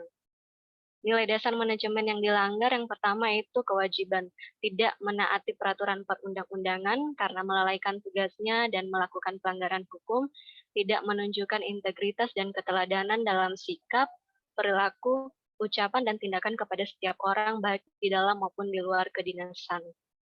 Kode etik, sikap perilaku yang dilanggar. Yang pertama, tidak melaksanakan tugasnya sesuai dengan ketentuan perundang-undangan, di mana melanggar 2 aturan sekaligus, yaitu Undang-Undang Nomor 5 Tahun 2014 tentang Aparatur Sipil Negara dan Peraturan Pemerintah Nomor 11 Tahun 2017 tentang Manajemen PNS. Yang kedua, tidak melaksanakan tugasnya dengan jujur, bertanggung jawab, dan berintegritas tinggi. Yang ketiga, tidak melaksanakan tugasnya dengan cermat dan disiplin. Yang keempat, tidak memegang teguh nilai dasar ASN dan tidak menjaga reputasi dan integritas ASN. Solusi penyelesaian. Yang pertama, melakukan pembinaan spiritual karakter bagi pegawai lama maupun baru yang berada di lingkungan pemerintahan. Kedua, membiasakan diri untuk menumbuhkan dan mempertahankan prinsip malu dalam diri, yakni malu makan gaji buta. Yang ketiga, perlu dilakukan sidak sewaktu-waktu untuk menilai kinerja ASN. Keempat, membuat regulasi dengan sistem sanksi untuk pegawai yang melanggar. Kemudian yang kelima, untuk kasus di atas, maka perlu dilakukan pemecatan secara tidak hormat berdasarkan aturan yang berlaku bagi ASN. Itulah tadi pemaparan kasus terkait dari kelompok kami. Terima kasih.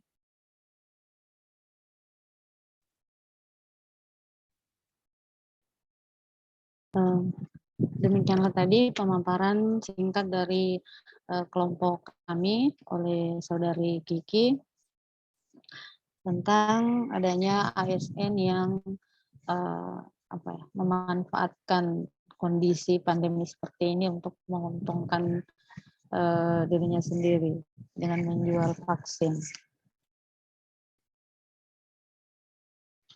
Mungkin dari kelompok 1 ada yang ingin ditambahkan atau ada yang ingin ada tanggapannya, saya persilahkan.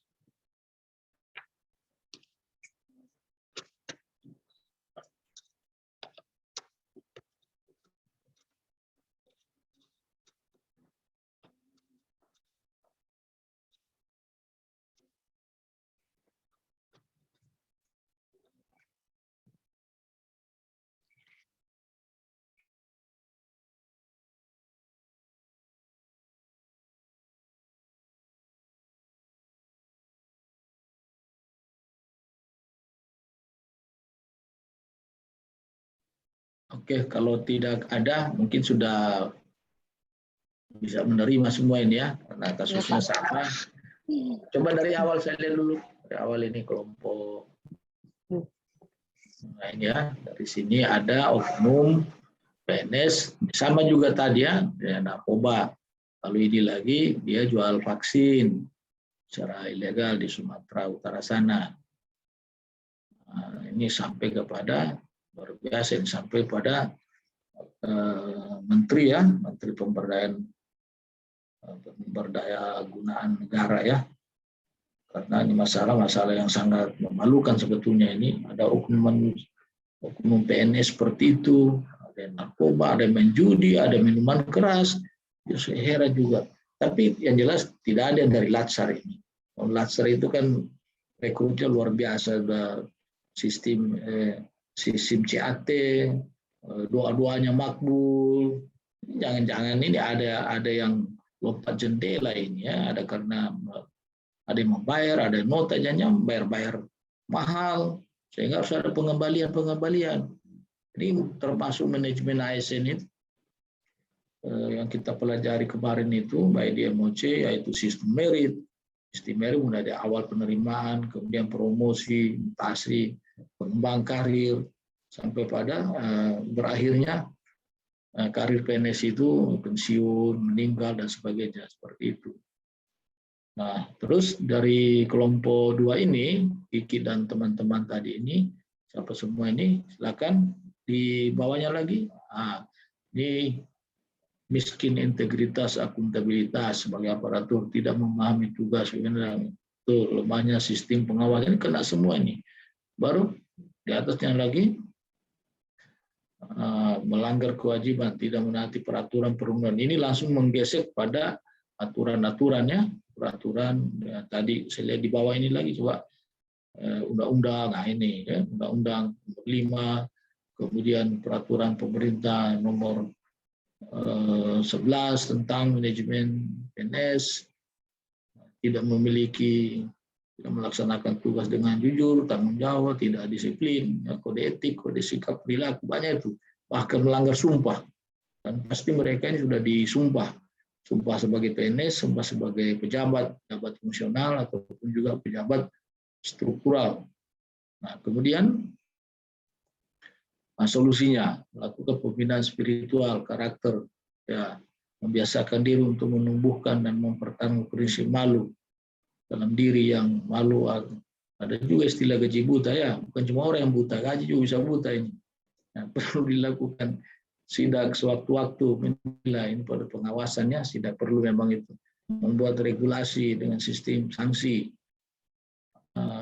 Kemudian kasus ini perlu dilakukan pemecatan. Ya, tadi saya sudah lihat tadi itu di kasus pertama, manajemen ASN rupa-rupa ya, seandainya kamu jadi kepala puskesmas, jadi kepala dinas kesehatan, jadi kepala sekolah, jadi kepala dinas pendidikan, jadi kepala badan, jadi sekda, kan sudah mulai nampak gaya. Ada pokoknya langsung dapat ketahuan, langsung pecat. Ada juga ya masih soft ya, masih kita lihat dulu kasus-kasusnya, kita pelajari dulu. Jadi itu yang penting sudah ada respon untuk penanganan, jangan pembiaran. Nah, kita ini ada selama ini terlalu bertele-tele. Nah, jadi masyarakat itu kurang kepercayaan kepada pemerintah ini, sehingga ada kecenderungan melindungi aparat, melindungi ASN. Bukan melindungi sebetulnya. Memang tidak mampu mengambil sikap. Memang tidak mampu mengambil sikap yang cepat, tepat, tegas, sehingga berlarut-larut ya dinilai oleh pihak luar, oleh masyarakat. Mana mau masyarakat percaya lagi kepada ASN, kepada PNS, kepada pejabat, kepada pemerintah yang seperti itu. Dirinya saja susah diatur, apalagi mengurus diri kita, mengurus masyarakat menjadi banyak ini, heterogen dan majemuk. Nah itu, teman sekalian, pembelajaran tentang manajemen ASN, WOG maupun juga pelayanan publik, kalau mau dilihat secara menyeluruh ini, bahwasanya kita adalah pelaku pemberi pelayan publik kepada masyarakat, kita sebagai pelaksana kebijakan, sebagai pelayan publik, dan sekaligus kita sebagai pemersatu dan perekat bangsa dimanapun kita bekerja, tentu sesuai dengan tugas pokok dan fungsi kita masing-masing. Nah, artinya apa? Bahwa ketiga ini tidak bisa dipisahkan satu dengan yang lain, saling terkait, saling terikat satu dengan yang lain.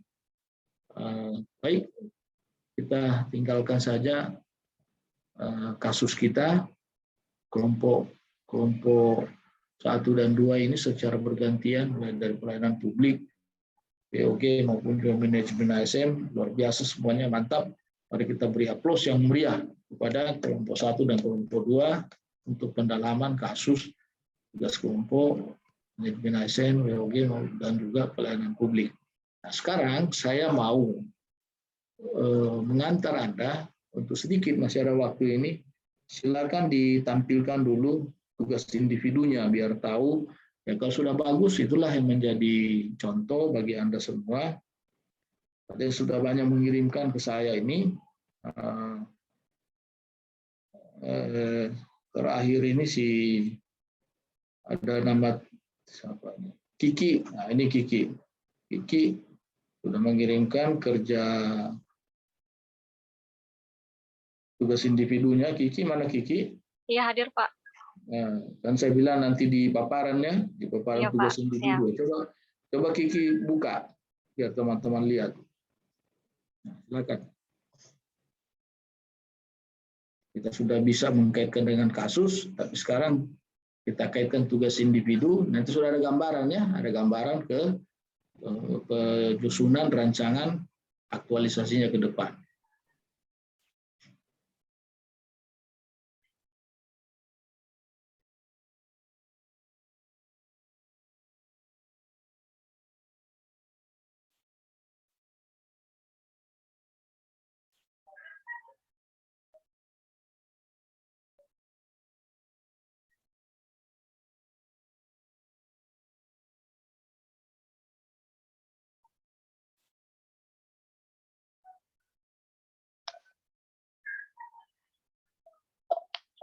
Ya, silakan dijelaskan menurut pemahaman Kiki. Nanti kita menyimak ya.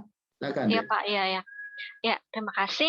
Di sini saya mengangkat isu yang ada, yaitu rendahnya capaian pelayanan kesehatan penderita hipertensi di Puskesmas Ulu Nambo. Gagasan yang saya ambil yaitu gencar melakukan sosialisasi kegiatan, yaitu kegiatan cerdik, di mana cerdik itu adalah yang pertama cek kesehatan secara berkala, renyahkan asap rokok, rajin aktivitas fisik, diet seimbang, istirahat yang cukup, dan kelola stres di lingkungan Puskesmas Ulu Nambo. Kemudian kegiatannya itu ada 3. Yang pertama, meminta persetujuan mentor dan kerjasama pemegang program.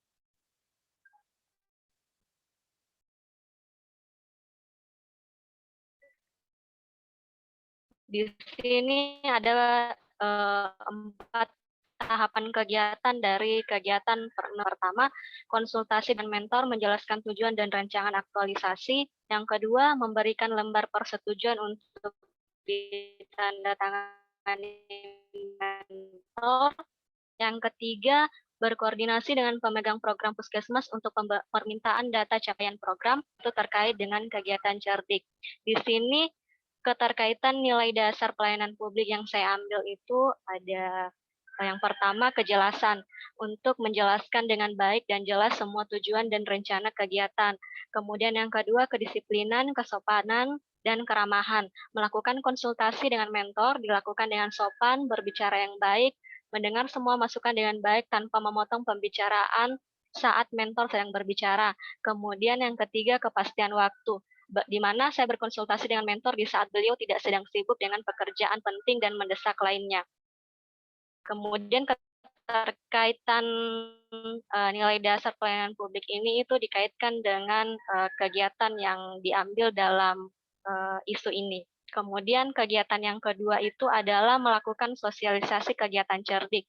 Dari kegiatan ini ada 3 tahapan yang saya ambil. Yang pertama, menjalankan daftar hadir untuk dokumen pencatatan jumlah penderita hipertensi dan bukti menghadiri sosialisasi. Yang kedua, melakukan sosialisasi dengan materi kegiatan cerdik. Kemudian yang ketiga itu membuat notulen sebagai bukti hasil pelaksanaan kegiatan. Nah, dari kegiatan melakukan sosialisasi ini keterkaitannya dengan nilai-nilai dasar pelayanan publik yang saya ambil, yaitu yang pertama kesederhanaan. Saat pelaksanaan kegiatan berpenampilan sederhana menggunakan pakaian sesuai dengan aturan atau etiket berpakaian. Kemudian responsif, peka terhadap tuntutan kebutuhan masyarakat, memberi respon yang baik kepada masyarakat yang kurang memahami dengan jelas. Kemudian efektif dan efisien. Dalam melakukan sosialisasi menerapkan prosedur yang sederhana, menggunakan pengeras suara agar lebih efektif dalam penyampaian sosialisasi. Menggunakan kata-kata dengan bahasa sederhana, singkat, dan jelas dalam penyampaian agar lebih efisien. Kemudian yang keempat, non-diskriminatif. Sosialisasi yang disampaikan merata dan tidak membeda-bedakan golongan, ras, maupun agama.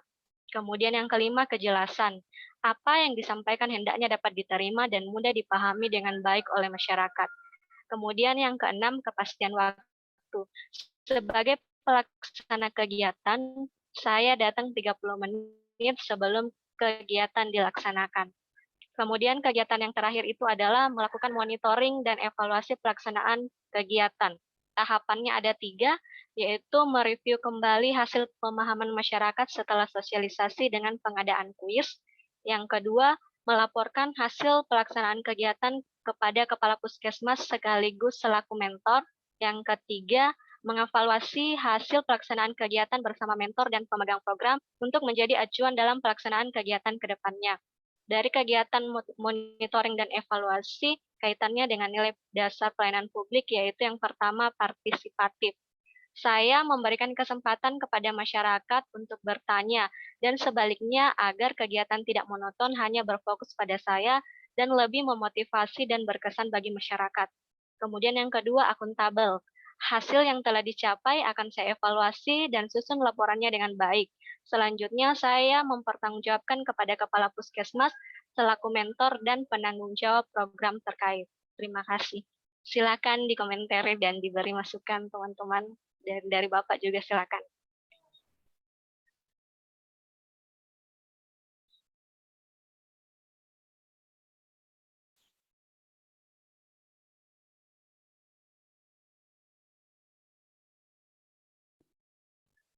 Udah keluar ini Pak Abu. Lift lagi ke Bapak. Ya, enggak ada Pak. Udah saya lihat ya namanya tuh. Biar dia dengar. Mungkin dari teman-teman kah bisa memberi masukan. Oke, mantap. Mantap. Boleh ujian besok itu. Iya. Kelasnya dia begini. Aja begini. Saya pikiran kok kayak kacau gitu kenapa? Kapan ujian nih? Kiki disuruh ujian. Jangan milih dulu.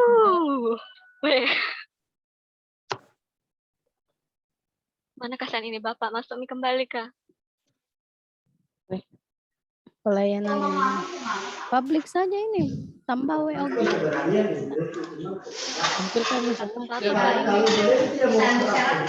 Pak Abu sudah keluar deh? Iya Bu, beliau lihat mungkin jaringannya enggak bagus. Oh, tapi belum selesai nih kan? Belum. Oh, mungkin berusaha masuk lagi ya? Saya sudah ada beliau. Oke, lanjut.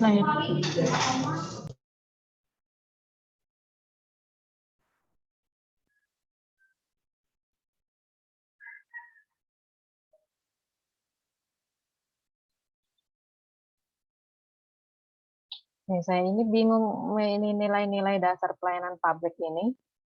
Ada ini kah kayak kejelasan ini?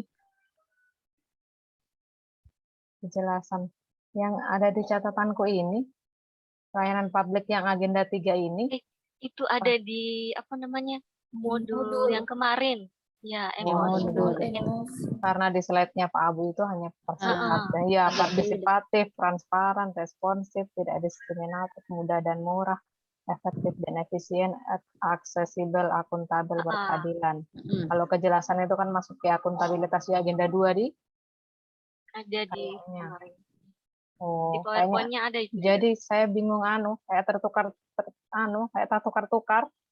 Bingung kah maksudnya kalau yang kayak yang dari slide-nya Pak Abu kemarin. Ini yang kita lihat yang di modul, Miki. Yang di modul, ya saya ambil yang di modul juga. Yang pelayanan publik. Yang di PowerPoint-nya itu ada itu. PowerPoint. Saya ambil yang di PowerPoint-nya. Iya, kalau di PowerPoint-nya Pak Abu tidak ada Iya, kejelasan. kejelasan. Makanya tadi saya bingung. Tidak ada ini juga kedisiplinan. Tidak ada itu juga, iya. Ketepatan waktu, ya makanya saya sama kepastian waktu juga. Iya, bagus saya mungkin cari. nanti Saya cari di nanti materiku. dibahas. Iya. Jangan nanti. Ya, nanti kita tertukar-tukar toh. Jangan nanti kita kan tadi dia bilang itu, jangan nanti setelah aktualisasi kalian menganalisa itu ke mana-mana. Apa materinya salah ada kamar, agenda dua, salah kamar itu. Karena kejelasan itu kan ada di agenda 2. Iya, iya, makanya mirip-mirip. Makanya kalau saya sudah bisa dibuatkan tabel. Iya, saya buatkan tabel. Boleh. Baru ada yang di modul, enggak ada yang dianya Bapak. Itu Mi. Coba ini kasih gabung semua. Iya, saya buatkan tabel. Tapi itu Mi beda, maksudnya yang kemarin yang saya ambil yang di slide-nya Bapak. Itu yang mengenai pelayanan publik itu. Nanti dikasih jelas lagi. Kepastian waktu. Boleh nanti diangkat sama Bapak. Nanti dibilangkan sama Bapak. Oh, sudah asar guys. Azan masih ada 31 menit. Jam kritis. Jam kritis. Sangat kritis. Oh, ya Allah. Itu yang kita ditanya. Sudah tidak bersuara saya tadi. Kritis sekali. Mana Mi Ika masih sakit kepalanya? Tiba. Jangan dia baring-baring dia. Kami buang air besar. Besar sekali.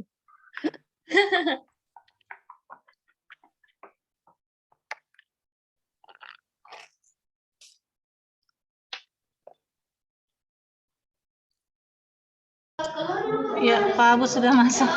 Silakan Pak.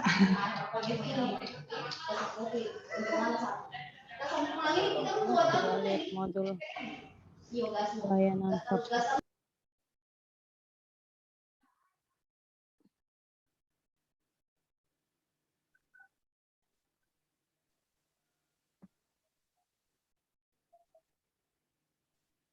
Halo? Ya Pak. Ya Pak. Ya Pak. Saya tinggal pakai handphone ini. Iya Pak. Saya sudah lihat Bapak. Iya Pak, silakan. Cara betulin.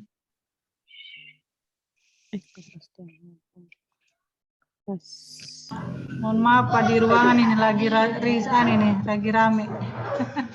Ini gimana ya? Cuman saya atau yang di tempat lain juga? Masih Pak, masih asik semua di kelompok 2-3 Pak. Ya sebenarnya sih waktu sudah selesai Pak. Kalau teman-teman masih mau diskusi, 15 menit lagi Pak, kita tutup room.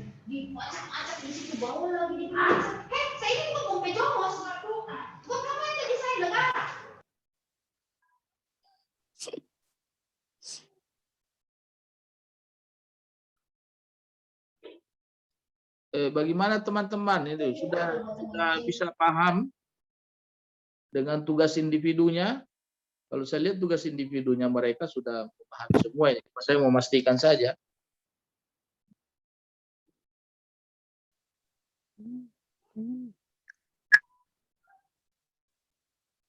Jadi sudah di room ini?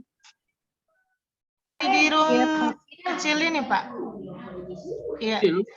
Iya, masih room kecil, Pak. Masih di kelompok 1. Iya. Kalau saya lihat adik-adik semua teman-teman kayaknya tugas-tugas individu kan saya sudah baca. Bisa mengkaitkan dengan kegiatan. Jadi ingat itu ya, agenda 3 ini dia arahnya itu analisanya ke kegiatan, bukan ke tahapan kegiatan. Walaupun ada di pasal itu, tapi jangan coba melirik itu tahapan kegiatan. Tahapan kegiatan itu adalah ranahnya agenda 2. Itu saya kuncinya. Saya sudah baca memang sudah. Cuma tadi saya memang ingin satu saja yang ditampilkan supaya yang lain lebih pasti, lebih yakin gitu. Ya, saya kira itu saja kesimpulan dari saya. Ibu Risna, saya kira sudah cukup ini. Iya, terima kasih Pak. Ya, Ya, kita bisa berkontrol, kita kembali ke room besar Pak. Kita mau doa penutup. Ya. Kalau bisa, saya duluan. Oh, silakan Pak. Ya. Terima kasih banyak Ya, Pak. terima kasih Pak Abu ilmunya. Ya, baik teman-teman, kita beri Terima kasih. aplaus dulu buat Pak Abu Bakar. Ibu Risna juga mantap ya. Ya. Minta maaf ya kalau ada yang hal Ya Pak, Ya sama-sama Pak, ya. Pak. Sehat selalu Pak. Iya. Makasih ya. Terima kasih Pak. Ya, Assalamualaikum warahmatullahi wabarakatuh. Waalaikumsalam warahmatullahi wabarakatuh.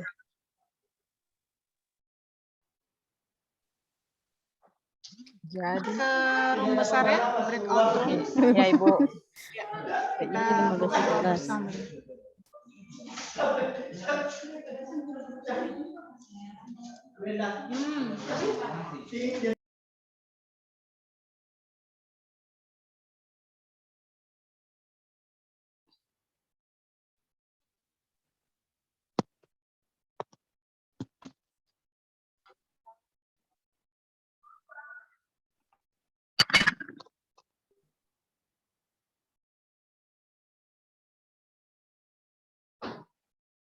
Jadi kuncinya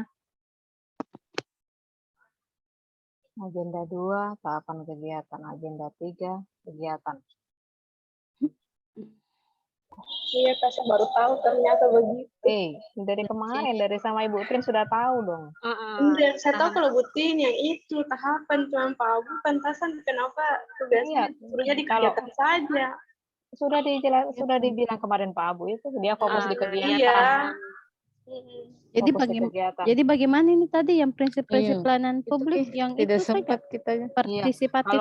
Kalau saya mending pakai yang di slide itu ada Slide-nya partisipatif. Iya, maksudnya supaya tidak tertukar. Apa itu? Tidak tertukar dengan Apa itu. Kak? Dengan akuntabilitas yang agenda 2. Itu yang prinsip pelayanan. Apa itu? Prinsip pelayanan publik. Terlama sama lagi diulang tadi saya ketinggalan apa Kasen? Kasih tahu tidak belum disiram dulu. Kasih tahu tidak Ada tugas lagi Kak? Ada. Mana ada nih? Itu pelayanan publik kenapa Kak? Ada untuk kami Itu Kak. yang prinsipnya tadi yang nilainya. Nilai indikator. Oh. Ada kejelasan. Itu kan beda di slide-nya Bapak dengan di modul. Ada tugas bonus untuk calon juara umum. Ya Allah. Semongko. Semoga juara umum semua di sini. Bagaimana ceritanya juara umum semua? Juara umumnya itu 1 di atas. Tidak masuk 10 besar semua tuh. Amin. Besok pagi lagi. 7:30. Besok jam berapa? Terpusing kalau pagi-pagi. Berarti 8. Oh, berarti masuk nih agenda 4 di evaluasi. Bukan Mi. Coaching. Kenalan sama coach. Ada itu yang evaluasi yang Kamis. Iya, hari Kamis. Tapi bentuknya esai katanya bagaimana itu? Iya. Itu saja enggak tahu. Jadi Zoom begini dikasih soal baru kita langsung jawab atau bagaimana? Iya, itu tadi Apakah Zoom begini? Kayaknya cuma asinkronus ini. Bukan sinkronus. Oh, berarti Iya. Ih, siapa bakar-bakar? Ada coffee break-nya malah juga di situ. Besok jam berapa masuk? Aduh, Setengah besok masuk 8. pagi lagi. Aduh, Setengah 8. Sampai jam Sampai jam berapa 9, Ji. besok, Kak? Sampai jam Oh. 9. Jam 9? 9.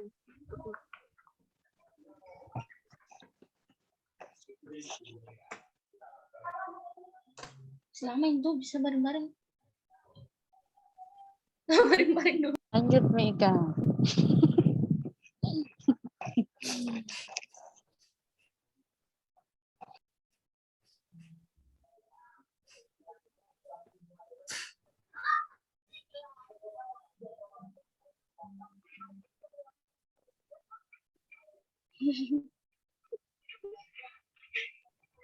Itu terakhir Zoom itu hari Jumat. Setelah itu setelah itu tidak ada Zoom sampai hari Sabtu, iya, 23 Sabtu tanggal Oktober. 23. Iya. Ini Pak Lamanya. Arhan ini Minggu lebih. terus. 1 minggu lebih. Kita bikin tuh. 1, 2, 3. Terus evaluasi rancangan. Penguji sama mentor. Aduh, stop mentor. Kalau judul ini sebenarnya juga judul aktualisasi ini kan judul lalu bikin karena ada tugas tuh. Iya, makanya kemarin itu Ibu Tin bilang cari judul yang untuk rancangan supaya enggak kerja 2 kali. Iya itulah, tapi aduh 2 hari Ini- itu pikir. Iya, Aduh. konsultasi memang sama mentor harusnya. Jadi kita itu aja kita ambil. Saya? Iya, sudah itu Iya, nih nanti. saya itu. Iya. Iya tahu. Saya sudah konsul Sama ke saya juga mentor, itu dia saja. setujui juga. Oh iya punya Kiki sudah bagus. Yang ringan-ringan saja. Yang ringan-ringan juga saja. Iya, semuanya juga bagus. Cari aman. Dokter Ariel punya juga itu bagus. Ayo kita pergi nih sama Pak Syukur sini. Pergi. Iya, pencerahan kenapa saya. syukur kah? Mau ketemu kah? Iya, sini Mi. Nanti Ayo. Pi. Apa di? Tapi Dokter kau Desi siapkan gimana, Dok? dulu. Jangan tidak siapkan nanti dibilang Siapkan saya datang-datang. 3 kasus di. Iya. Iya. Nggak bisa Tidak ditelepon masalah. dokter awal lagi di Mbok kita. Rahma pakai kasus itu, Rahma. Iya. Belum ada ide juga. Kasih dulu ide. Iya, Belum iya. ada kasusnya. Yang saya kasih masuk itu. Saya takut ambil terlalu banyak ibu hamil ibu hidup. Nanti langsung ujian kayaknya. Panen ibu hamil bawa dopi. Aku Iya. bilang Kak. Tidak Ini jalan saya mau program ambil nih. KB-nya. Banyak sekali. Tapi Kembali ke row. Matikan Medi record. Aduh, sampai rekor